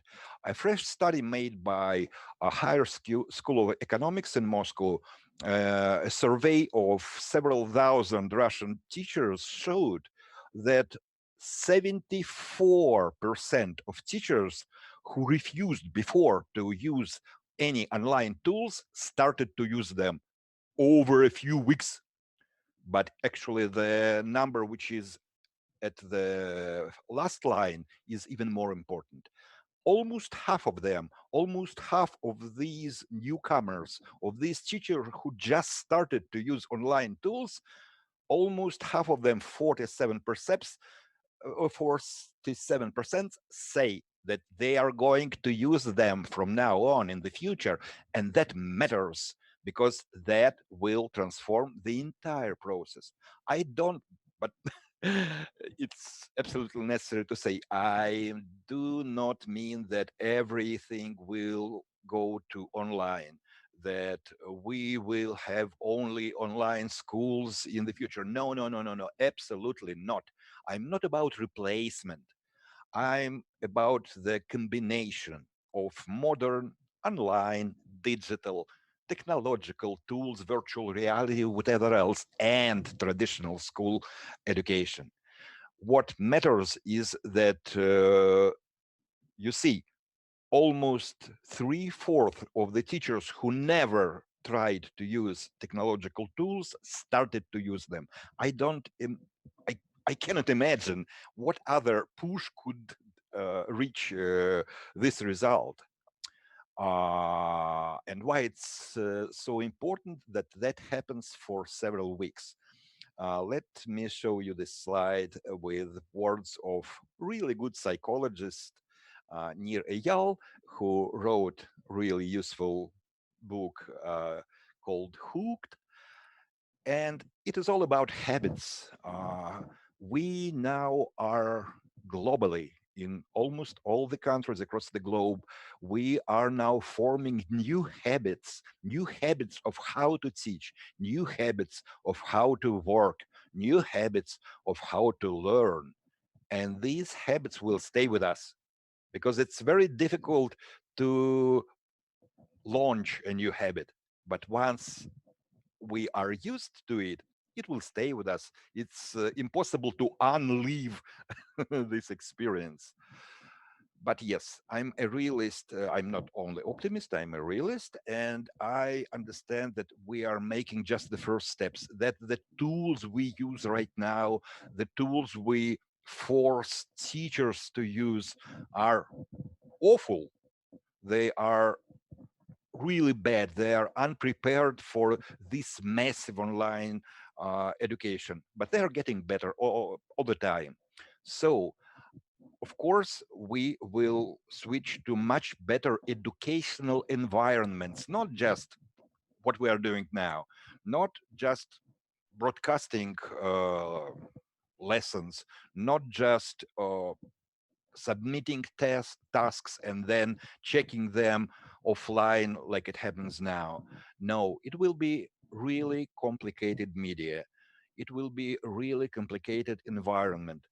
There will be new ways combining video, text, I don't know, virtual reality, lots of modern technologies combined together to create a really nice educational experience based on a teacher, based on, of course, still humans, because educational experience is experience of one human teaching others about life. So I am absolutely positive that eventually we will reach what we need. We will reach the combination of whatever is traditional on the left part of the slide and all the things digital which are on the right part of the slide, and they will be centered about people, about human beings, not about technology itself. That is the most important thing, to keep people in focus. And I am positive that all the educators who are now getting this crash course in modern technologies, they still think about education and not technologies. That's why I'm optimistic. So thank you. That's it. Let me stop sharing this. Okay. Are there questions? Thank you, Andrei. I'm not sure if that was a provocation about artists and diagrams, but we'll just keep it as it is. And so next to you is actually presenting Andrew, who is a sociologist of science and technology, sociologist of technology and design. So let me invite him here, and also everyone inside the Zoom who is willing to spend this 10 minutes discussing education and Andrei's talk.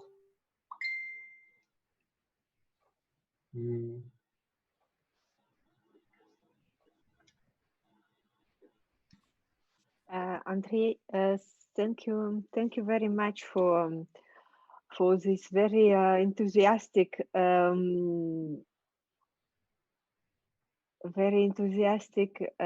presentation about online education. I didn't precise it. I was also professor in Sorbonne, not only artist, and media artist and professor in Sorbonne.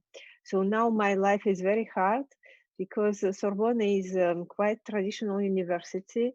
I have more colleagues speaking Latin than colleagues speaking English. And of course, the Latin-speaking people is really against online education. But now they don't have choice. And we, like modern professors, we don't have choice. We have to teach to our old colleagues how to teach online, and also try to convince them it is the right way. So I will try to remember your arguments and to bring it to Sorbonne tomorrow. Thank you. Thank you so much. No, that's a really nice comment that people speaking Latin, they are not really fond of technologies. Yes, perhaps with this sort of deep knowledge of all the history of humankind, they definitely do know that all these technologies are very thin, very modern layer, but very important layer. I am absolutely positive that the value of technologies after this crisis will be higher, because without technologies, without all this global cooperation of medical people, of scientists all across the globe, it would be even worse. Or this crisis, this COVID-19 problem. So technology now demonstrated that it is really vital for the humankind. It's just one more reason why we all better be familiar with them. Exactly. I'm a little concerned. I agree with you that that this rapid advances in telecommunications is a very good thing, and that and I think it's going to go on even after the crisis recedes. But I also have a little, and I'm not a pessimist either, but I also have a little reservation about suddenly, because it's cheaper, kids are going to be educated at home online. University students are going to be educated at home online. We'll lose that element of socialization. Like, it's the end of Aristotle's Lyceum, the end of Plato's Academy, where we get to sit around under a tree. We get to know each other personally. That's something that I worry about. Anyway, that's my comment. Thank you. Yeah, but I think I absolutely agree with you. But I think that there will be what is now called by this, new term, blended education, where offline and online is combined. Because you're absolutely right. We are social animals. We cannot be efficient members of society if we never touch each other, if we never really, I don't know, dance with each other. It's important part to know this body feeling of dancing with someone. Yeah, party on. Yeah, absolutely. Yeah. Embodiment rules. I agree. So I am positive that it will not be just pure offline, pure online, pure internet, pure digital world without human contact, without human smells, feelings, touching, whatever else. I think that it will just enrich our experiment, but our experience, but not no, not replace it, never. That's why I'm optimist. I wouldn't like to live in the world which is completely online. I know I don't like this matrix world. I'd like to make some comment. Wow, I don't hear you. You need a better microphone. Home education. I think there's some problem with the internet. Can you hear me now? Lena, sort of. No. I just wanted to say that. Is it okay now? Now Try it's to better. try to stay without video, just voice. It can help. Yes, I can try. I just wanted to say that home education will not probably happen soon in Russia because many people just don't have computer at home. No computer and no iPads and stuff like this, just a smartphone. So it's not so convenient to study from smartphone. It's absolutely correct that it would be much better if every student could use a computer, a desktop, but all good educational platforms in Russia, they do know these statistics that there are too many families, too many households without a computer. At the same time, almost every single household in Russia have at least one smartphone. So these platforms, big platforms, I mean, they all are constructed, built with this circumstance in view that we have to build our technology mobile first. There's no other way. For many years there will not be desktops in every Russian family, so mobile first it will remain. But on a mobile you still can, if you just think of it from the very start, you can still deliver a really good experience. It seems to me from a marketing perspective, the money that we would save on education and busing kids to their institutions and so forth and their school lunches and all that money could be converted to deliver PCs to their respective homes. Oh, yeah, I also absolutely right. I do also hope that finally our state, and not only our state, will realize that it's critically important for every household with a child to have a computer just for educational purposes, not for entertainment, not just for information from media outlets, but for educational purposes. And I hope that this situation will change. But again, it will take years, and now time is compressed. We need to do something right now, because right now millions of children across Russia are sitting and learning at home. The way I feel that the way our state addresses the COVID-19 crisis doesn't give us any clue that they will help households to have PCs. So also we are a bit of leaping forward on this talk. So let's switch to our next speaker. Thanks, Andrey. Thanks everyone for the conversation. It was pretty intense. Let's leave the place to our next speaker.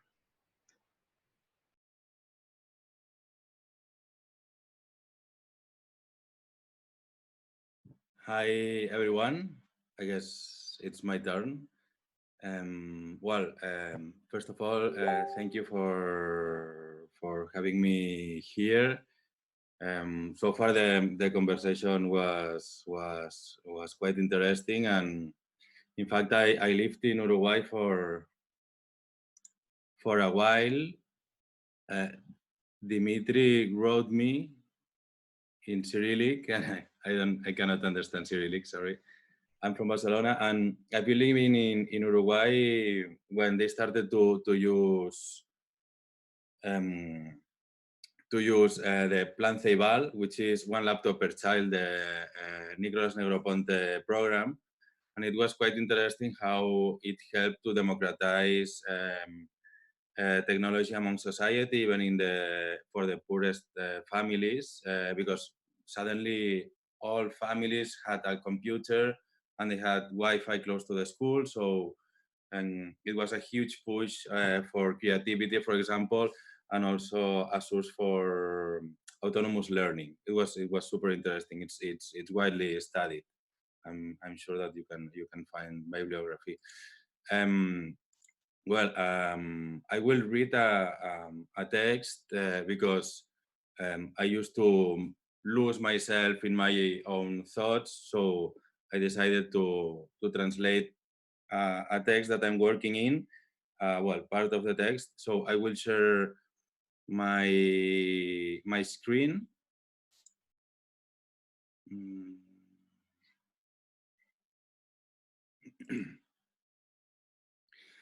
Okay. Although I'm a professor, lecturer myself, I won't talk about education. Well, I'm a sociologist of design and technology, and I'm very interested in how visions of future are built and through which codes, and how the codes of science and technology help to kind of drive the way we perceive what it's about to happen, no? And well, right now I think that it's something that it's a feeling that we all share. We are like in a suspension of future. Sorry, I will just put the chronometer so I don't extend myself. So we live in a like in a sort of suspension of the future, and there is a huge uncertainty, no? And my hypothesis, or what I've been observing, is that these prediction representations, as the one you see here in my screen, are a way. They play the role of like calming down our anxiety to see the light at the end of the tunnel, no, and to deal with uncertainty. Well, those are different representations, and I wanted to read this text. I'm putting it here because, well, I usually don't read out loud in English, so I might have some speech problems at some point. So putting the text here, I hope it will help you to understand. So I start with this quote of Zeynep Tufekci. She's a teacher of sociology of technology in Harvard, and she says she was talking about epidemiological models, but I rather prefer to talk about statistical models, because, well, the title of this text or this extract is The Statistical Guts of a Mystical Being Called Future. Basically because future right now, we see how it's like a way of projecting the future with any robust data, but at the same time, this data it's been mobilized and readjusting our imaginaries of future. So she says so. So if statistical models don't give us certainty, and asking them to do so would be a big mistake, what would they are? Statistics give us something more important: agency to identify and calibrate our actions with the goal of shaping our future. We can do this by pruning catastrophic branches of a tree of possibilities that lies before us.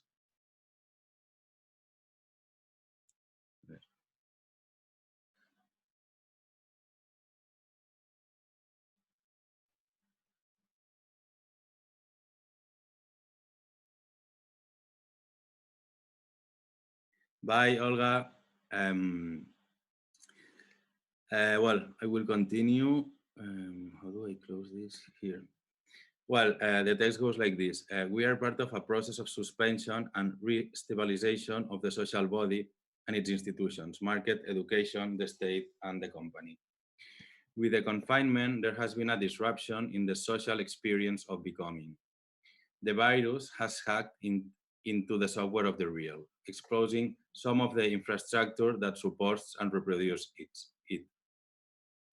The very conditions of social paralysis allow us to observe in real time the structure of its change, paying special attention to its codes, gears, and myths. This particular socio-techno-scientific mutation is composed of emergency plans, media agendas, pressures exerted by and towards the financial markets, conflicts between government areas, geopolitical tensions, patent wars, foresight methods, statistical models, centralized and distributed modes of technical and scientific production, controversies about the meaning of development, and the technical protocols for responsible social engineering. This, together with the suspension of the illusion of social stability, what is commonly called normality, multiplies the possible horizons and consequently social expectations. When will the confinement be over? What about my summer holidays? Will we go to big concerts again? Will I get back my job? What will be the consequences of the economic crisis? Will control measures become entrenched in new social order? Are we facing the end of neoliberalism? Will the welfare state be strengthened? Will we finally be able to drastically reduce CO2 emissions? Futures are mythological beings, but their constitution is statistical, and their energy comes from social expectations. Futures are socially constructed objects that update themselves very slowly. They are conflictive areas where social movements, research centers, professional societies, and the entertainment and information industry are involved. Their source code reproduces subjectivities, forms of relationship, and exchange. Futures are representations of what would come that complete themselves by that complete by updating themselves in the material realm of empirical experience. Each of these futures incorporates particular understandings of what it means to be human, nature, development, justice, wealth, and life. With the virus, the social body is mutating. Inertias that previously existed are intensifying and vanishing.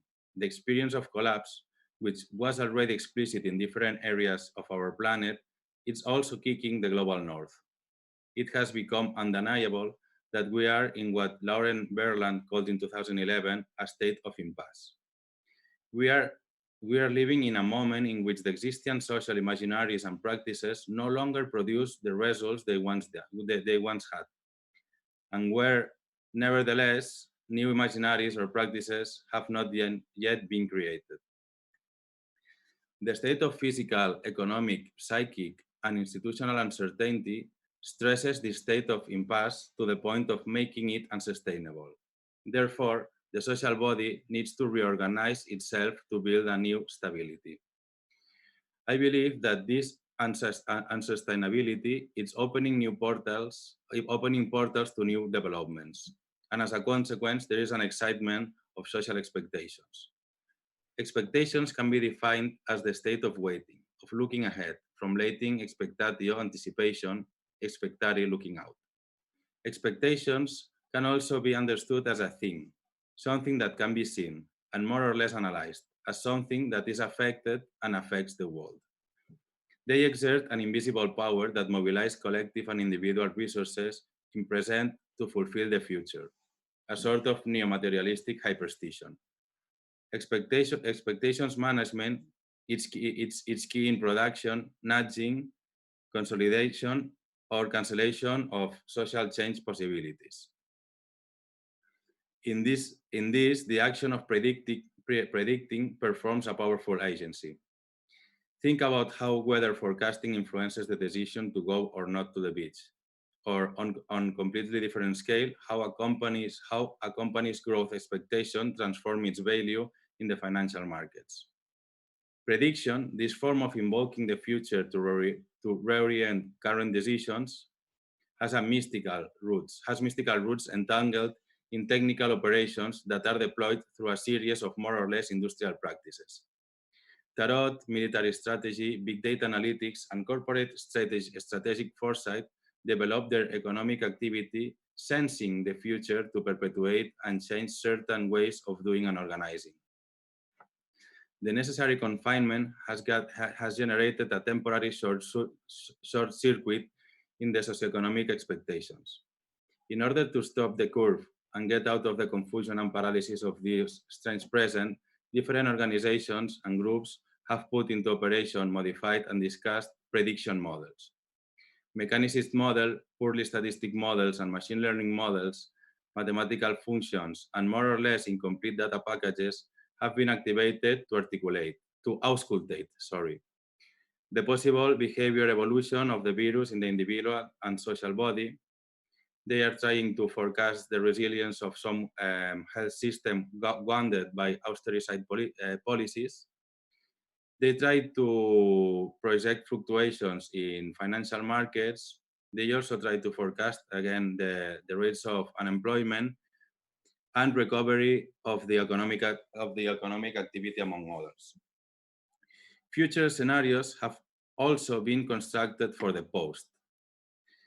They vary according to resilience of the public system, the incapacity of cooperation of our the incapacity or capacity of cooperations of our governments to synthesize the vaccine, also to produce health material or joint actions of public credit that we've seen with Spain and Italy fighting against the Netherlands for the credit.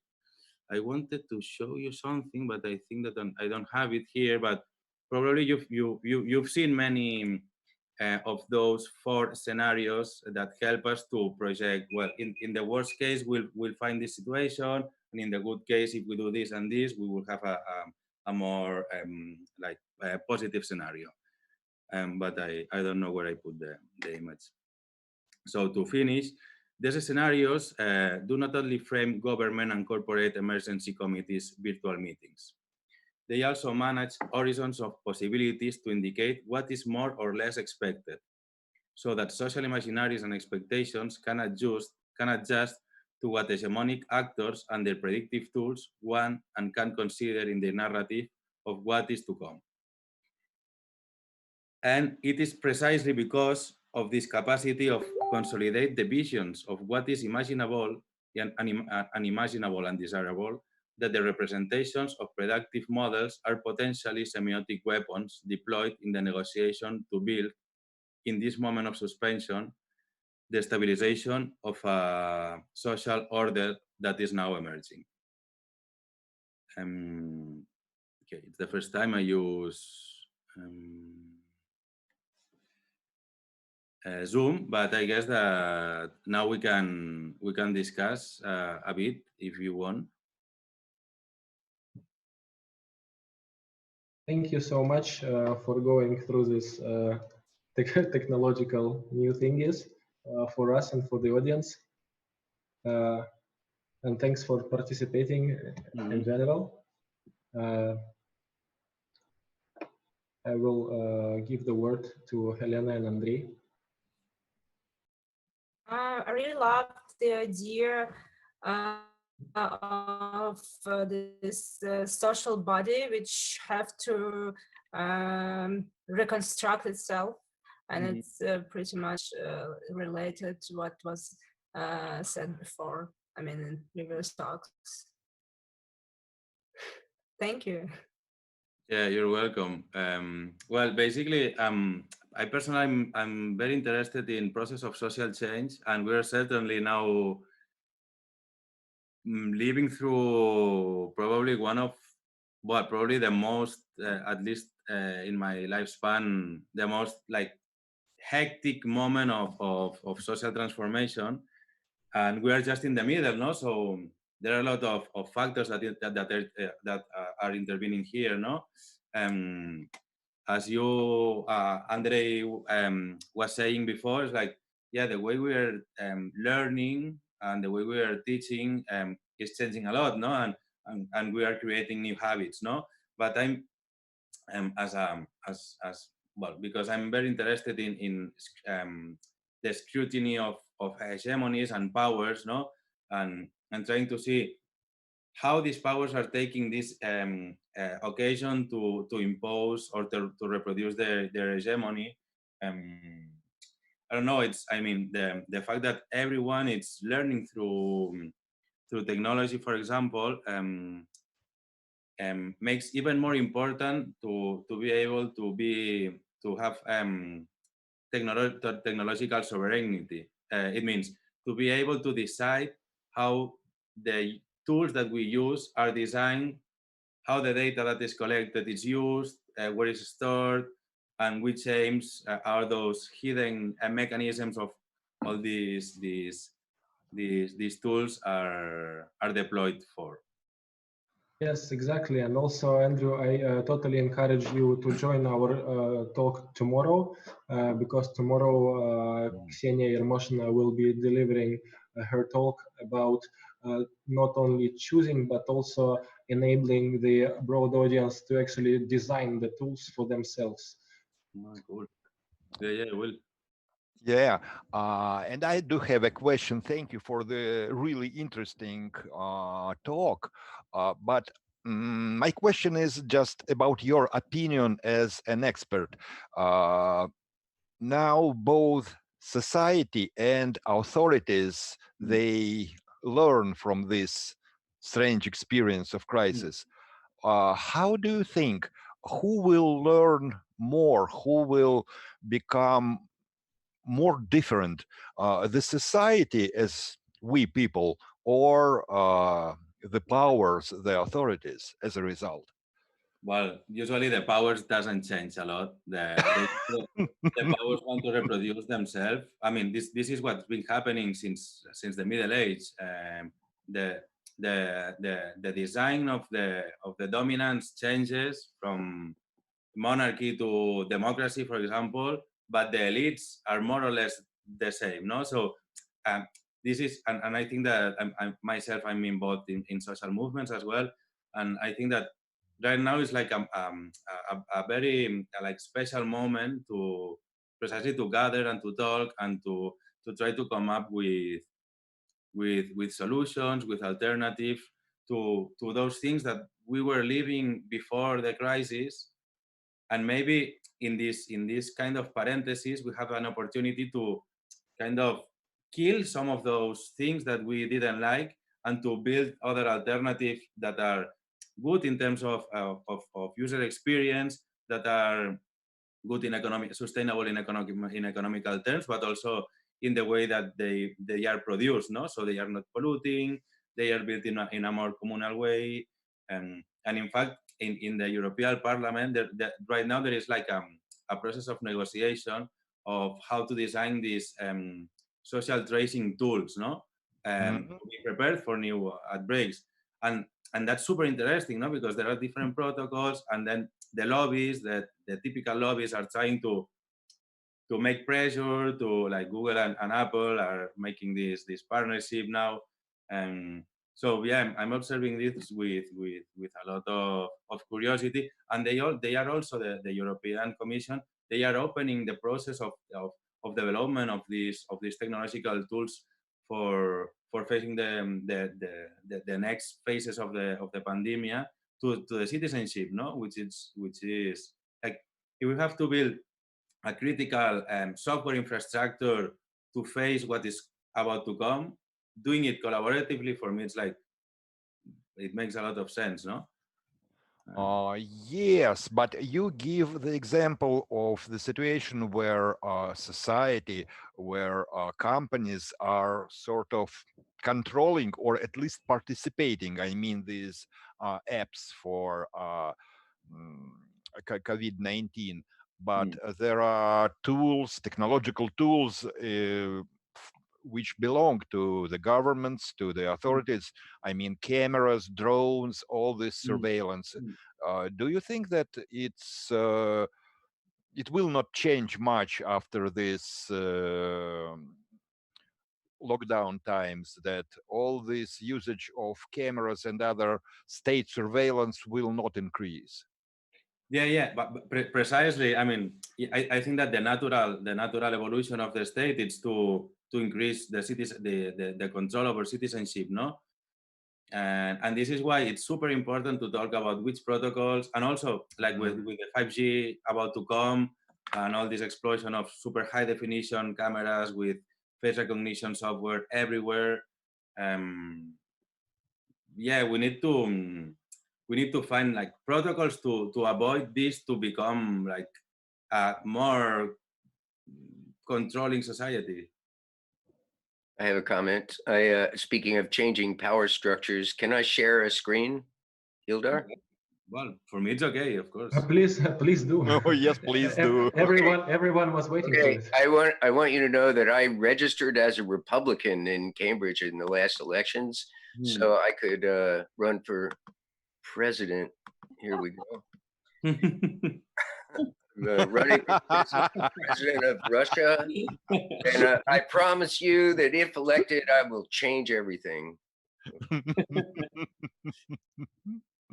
No, that's an excellent screen. Love it. Can't wait, Joe. Okay, on this optimistic note, we will switch to our next guest. Meanwhile, Serежа, please join the video and the sound. And meanwhile, I will ask our simultaneous interpreter to change.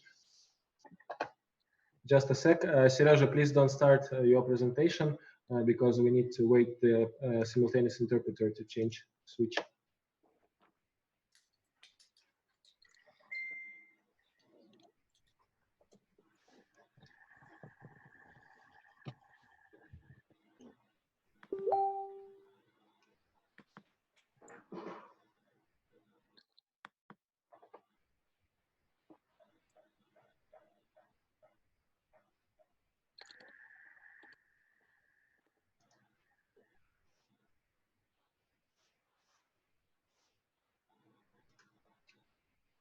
Okay, a test. Yes, it works. Nice. Hello, Sergey. Long time no see. Меня слышно? Yeah, we do hear you, but you will speak English, right? Okay. Yeah. So should I share a screen? Yeah. It depends. If you want to, you're totally capable of it. So I will just leave the space to you.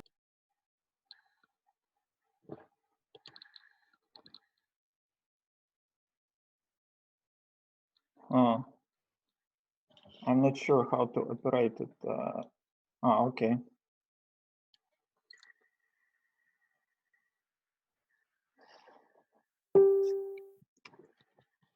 Hey, Ildar, can you correct me? Do you see the slide actually?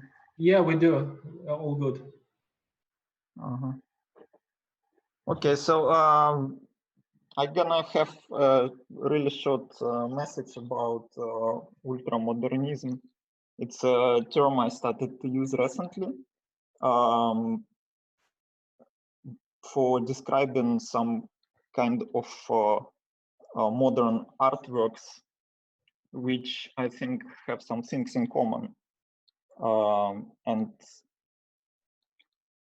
But previously, of course, the term was used already, and it mainly was used to describe some very advanced modernistic approaches in the beginning of 20th century, like, for example, development of Manchuria when it was owned by Japan in 30s. So ultra, of course, means extreme, so something like very, very advanced. And I decided to use word ultramodernism as a position to postmodernism and all other types of modernism which were before, but with connection to the modernism of beginning of 20th century. Because right now we have the beginning of 21st century. So in general, I describe it as modern artistic and cultural works, which are opposed to postmodernism and share a common feature, which is direct, positive, constructive action towards changing the world for better. And what is very important, direct action which happens right now. So ultramodernistic works, they always connected with reality, and they always change reality itself. And a small illustration of artist Catherine Miller, seed bombing. So if you know what is seed bombs, it's when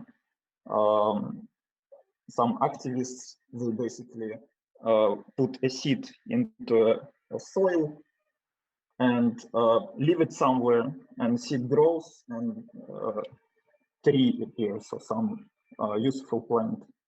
I'm sorry for the noise. It's today in Berlin a lot of sirens. So in a way, ultramodernism is a only possible critical art or only possible critical cultural act in today's era of political populism, because everything which has no direct positive act inside is absorbed by a neoliberal system. So you cannot just be critical, you actually have to do something to change the situation. Otherwise, you just provide an addition to a neoliberal design. So, like an illustration example of postmodern art, it's Disley some surrealistic painting, very famous, of post-apocalyptic world. And again, the picture of this artist who directly seeds plants as an artwork. Another example, for example, about homeless people, let's say. Here is artist Michael Aaron Williams, who is concerned about problem of homeless people, and he paints homeless people, as you see, in London or somewhere in the world. And he makes his career of like drawing attention to homeless people. Yeah. And another example of an artist who is much more ultramodernistic in a way, he makes some kind of his art out of cans which are leftovers after he has fed homeless. So he feeds homeless, and then from what is left, he builds some kind of the silly robots and other figures. So from point of art critique, you can discuss what has more aesthetical value, what has less aesthetical value. But from point of view of critical cultural act, the second guy who feeds homeless provides solution right away. So he acts right now. So he creates direct positive action, and he is ultramodernistic artist.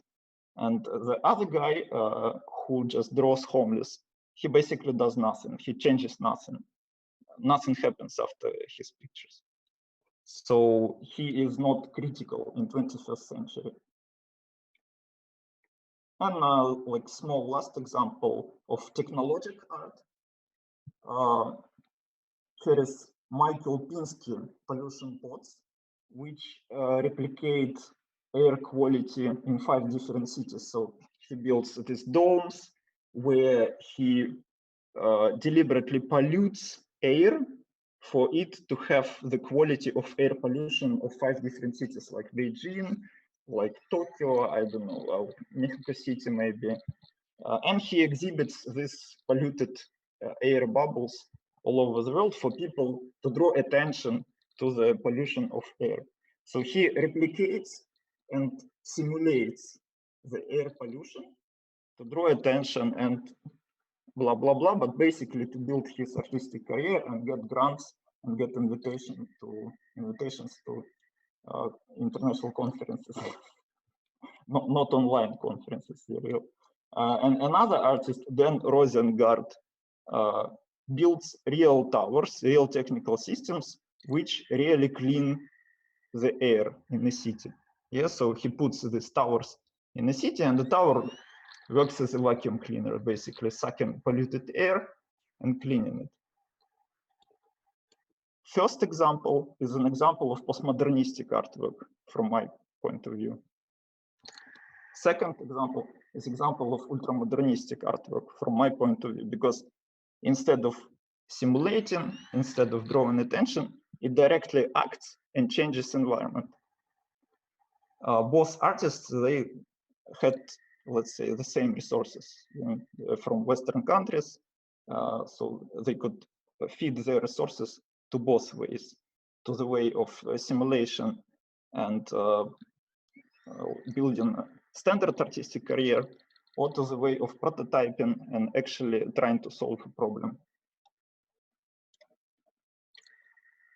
So these are several dichotomies to make it more clear. When we talk about ultramodernism, we talk about reality versus simulation, prototyping versus symbolism, instructions versus metaphors, share and free share versus esotericism and market. This is discussable. Criticism by positive action against criticism by words, and etc. etc. And intuitively it's clear what I'm talking about. And in the end, I show this small table where I put ultramodernism as a sequential continuation of this row of modern, postmodern, metamodern, and ultramodern. And I put some characteristics, as you see, for example, I put sincerity, mind, hope, progress, clarity, integrity, constructive action, community for action. And most of these characteristics, they repeat actually characteristics of initial modernity of the beginning of 20th century, which I think is very important because ultramodernism is a reaction on postmodern with its irony, melancholy, and actually not providing any solutions to the problems. And by this, ultramodernism is actually has the initial positive approach, positive attitude, and optimism of initial modernism of beginnings of 20th century with belief into technology. But instead of individualism, we probably have to talk right now about community and building community for action against the metamodernistic community for experiencing. So this all discussable models, of course, and it's first time I share it in like more public. Previously, I was talking about it personally with different people, like Ildar. And this is just idea in progress.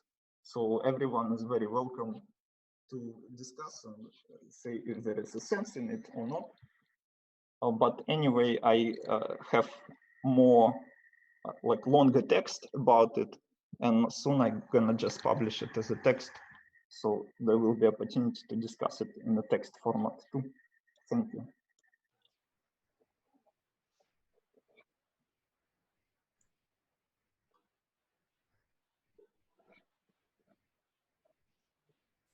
Oh. Thanks for your presentation, Sergey. It is actually a much more well thought than when we were talking about it in person. So thank you for your work. Well done.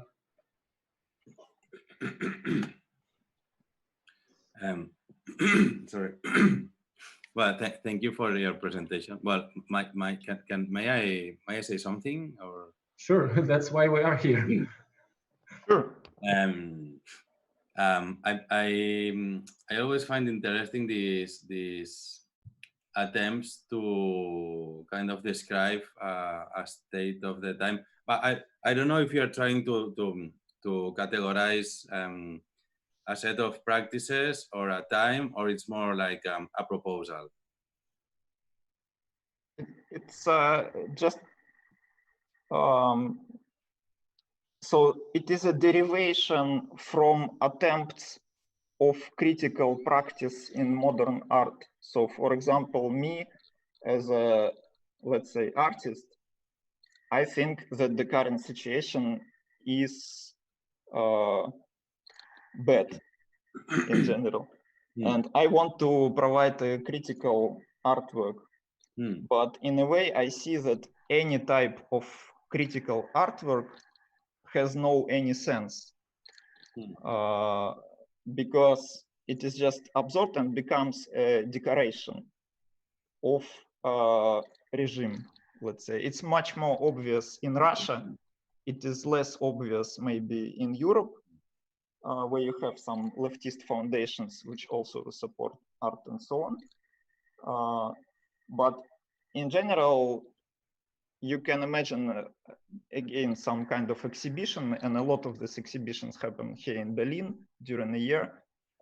Very leftist exhibitions, very critical exhibitions about power of police or about something else, and nothing happens afterwards. So on the other hand, you have political activism, and political activism was the only actual art in Russia for the recent decade, starting from Vayna art group and then Pussy Riot and so on. So these are the most influential Russian artists of recent years. They are political activists, but their way of activism also changes nothing. Because first it's negative, it's very fast becomes illegal, and the only thing which they can provide is like go to jail. So they, in the end, they all go to jail. So nothing happens. I'm not agree. So I just to finish, the only possible the only possible way I see is that when you just do a direct change by yourself, let's say you have money for the artwork, you do kind of artwork in which you provide some maybe small but positive constructive thing. And there are a lot of such artworks. So when I started to think about it, I of course already knew that there are a lot of artworks like this. Some examples I showed, but of course much more examples when artists, they build homes for homeless, for example, or they use plastic pollution as a source material for the artwork by this cleaning some parts of plastic pollution and so on, so on, so on. So I just suggest to call, to see it as a phenomena, yeah? And when you see it as a phenomena, you actually can provide guidelines for more people to act like this. And this is the real change, because after the artwork, art installation, which cleans air directly, air becomes cleaner. That's the thing. It's good. I want to say I don't agree about what you said about that did nothing, made some things obviously more obvious. I mean, some in terms of society, so they actually did a lot by their action. But I really like your concept. There is a glitch, digital glitch happens. Okay. I can switch off the video.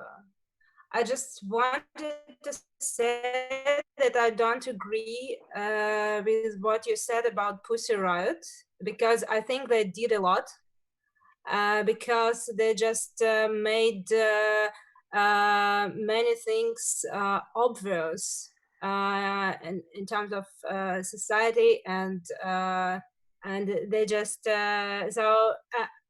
so they really changed a lot. So Pussy Riot is example of what I call ultramodernistic transition, because before they started as a postmodernistic art group, critical art group, and a group of direct negative action.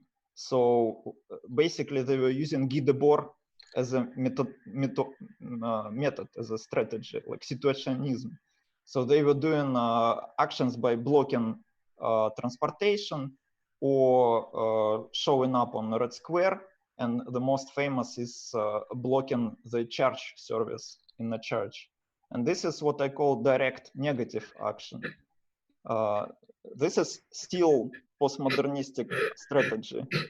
Then they got to jail, and while being in jail, they had ultramodernistic transition, what I call, because they actually started a real charity, a real media company, which Russian guys know. It's called Media Zone, which after they got out of jail, started to help prisoners, other prisoners in jail, and it works every day, and it helps, really helps prisoners in jail. So from symbolic and negative kind of critical project, which maybe changed something in people's minds, but actually I would not agree with this. Yeah, I don't know what they showed, what nobody knew before. Yeah, there were a lot of investigations on how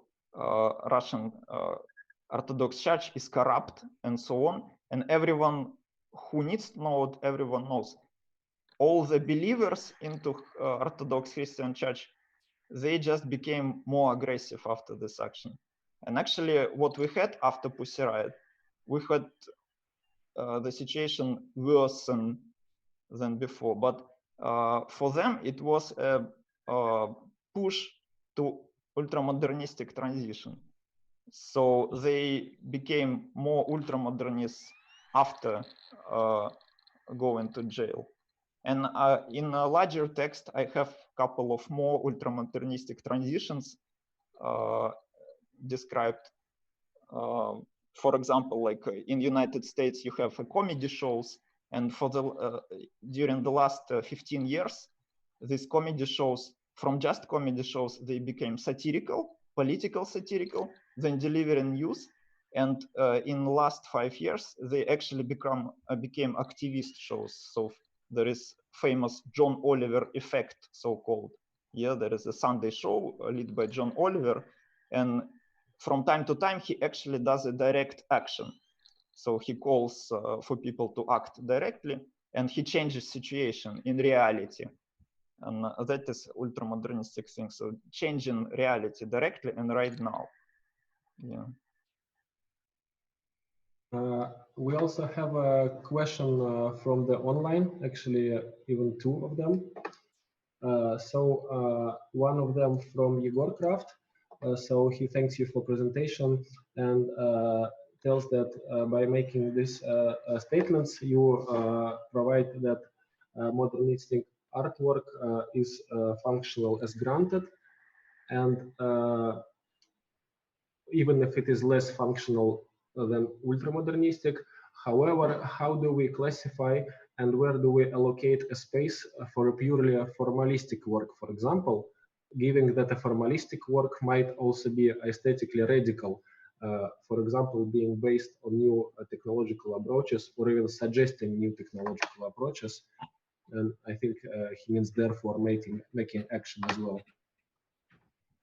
Well, first and foremost, I don't say that everyone let's right now do ultramodernistic artworks.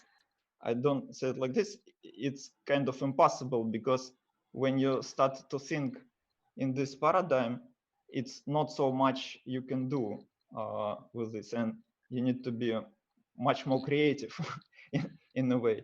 And so it doesn't mean that everyone should do this kind of works.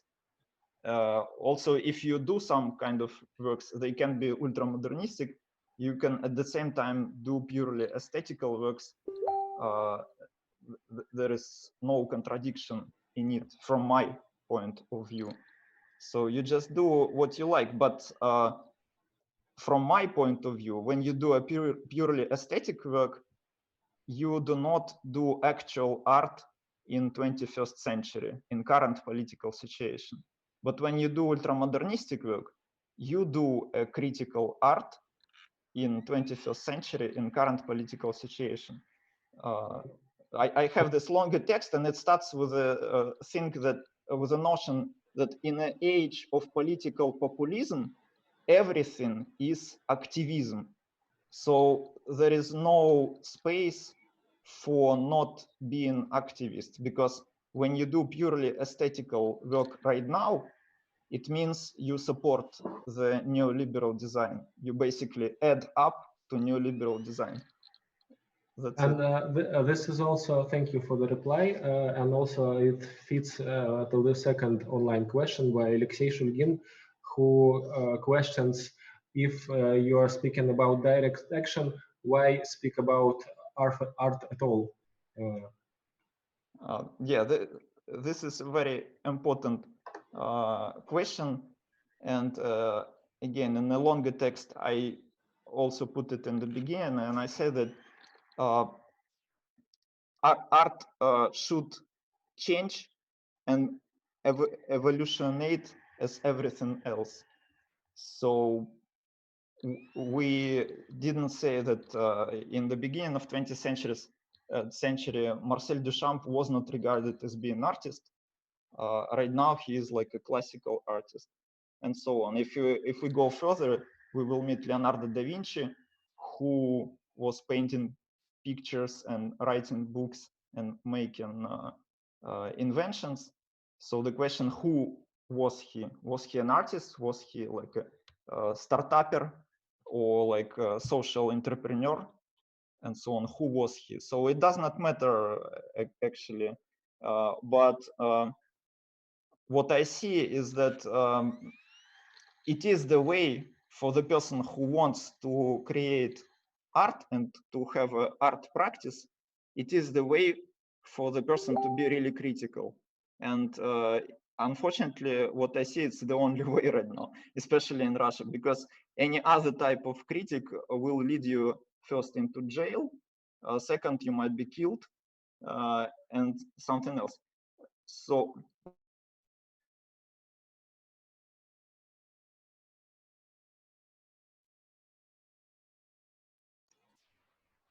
Sergey,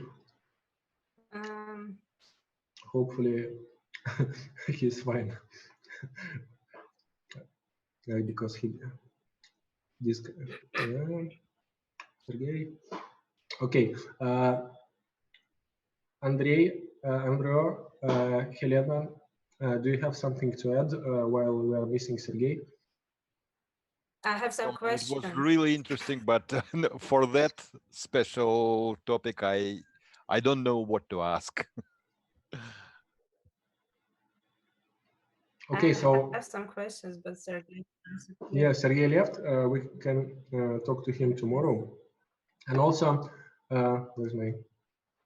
So it feels like we are a bit late, which is fine. I don't have much conclusions. I'm actually super tired and didn't sleep much for the last several days to build this like streaming thing. I will do my best to fix some streaming issues that happened today, and also will do my best to sleep well and be a better moderator tomorrow, because today I was quite lagging and not feeling very ready to talk and still not feeling. So thanks everyone, thanks for our audience. If you guys want to say something, please do so. Just thank you. Just thank you. I mean, by you, all of you, because it was really interesting. It was inspiring, despite all this, you know, strange glitches and changed voices, whatever else. But it was really nice to be with all of you, even offline, even online. Yeah, I was just texted by Sergey Kasich that he got internet problems and left. So he says also goodbye to everyone. Yes, thank you very much, and we will see you tomorrow. Okay. I enjoyed it very, very much as well. I have to go in and out because I still have to do a few things, but fantastic. Mm-hmm. Yeah, it was quite interesting. Thank you very much. Thank you, thank you. See you tomorrow. See you tomorrow. Oh, thank all of you. It was so inspiring, actually. Thank you, Ildar. Thank you, Helena. You also did a lot for the organizing. Well done, guys. Oh, here's our. No, I'm sorry. It's just the internet stopped working. That's it. I'm finished basically. So yeah, thank you. Thanks for doing an ultramodernistic gesture and connecting to tell us goodbye.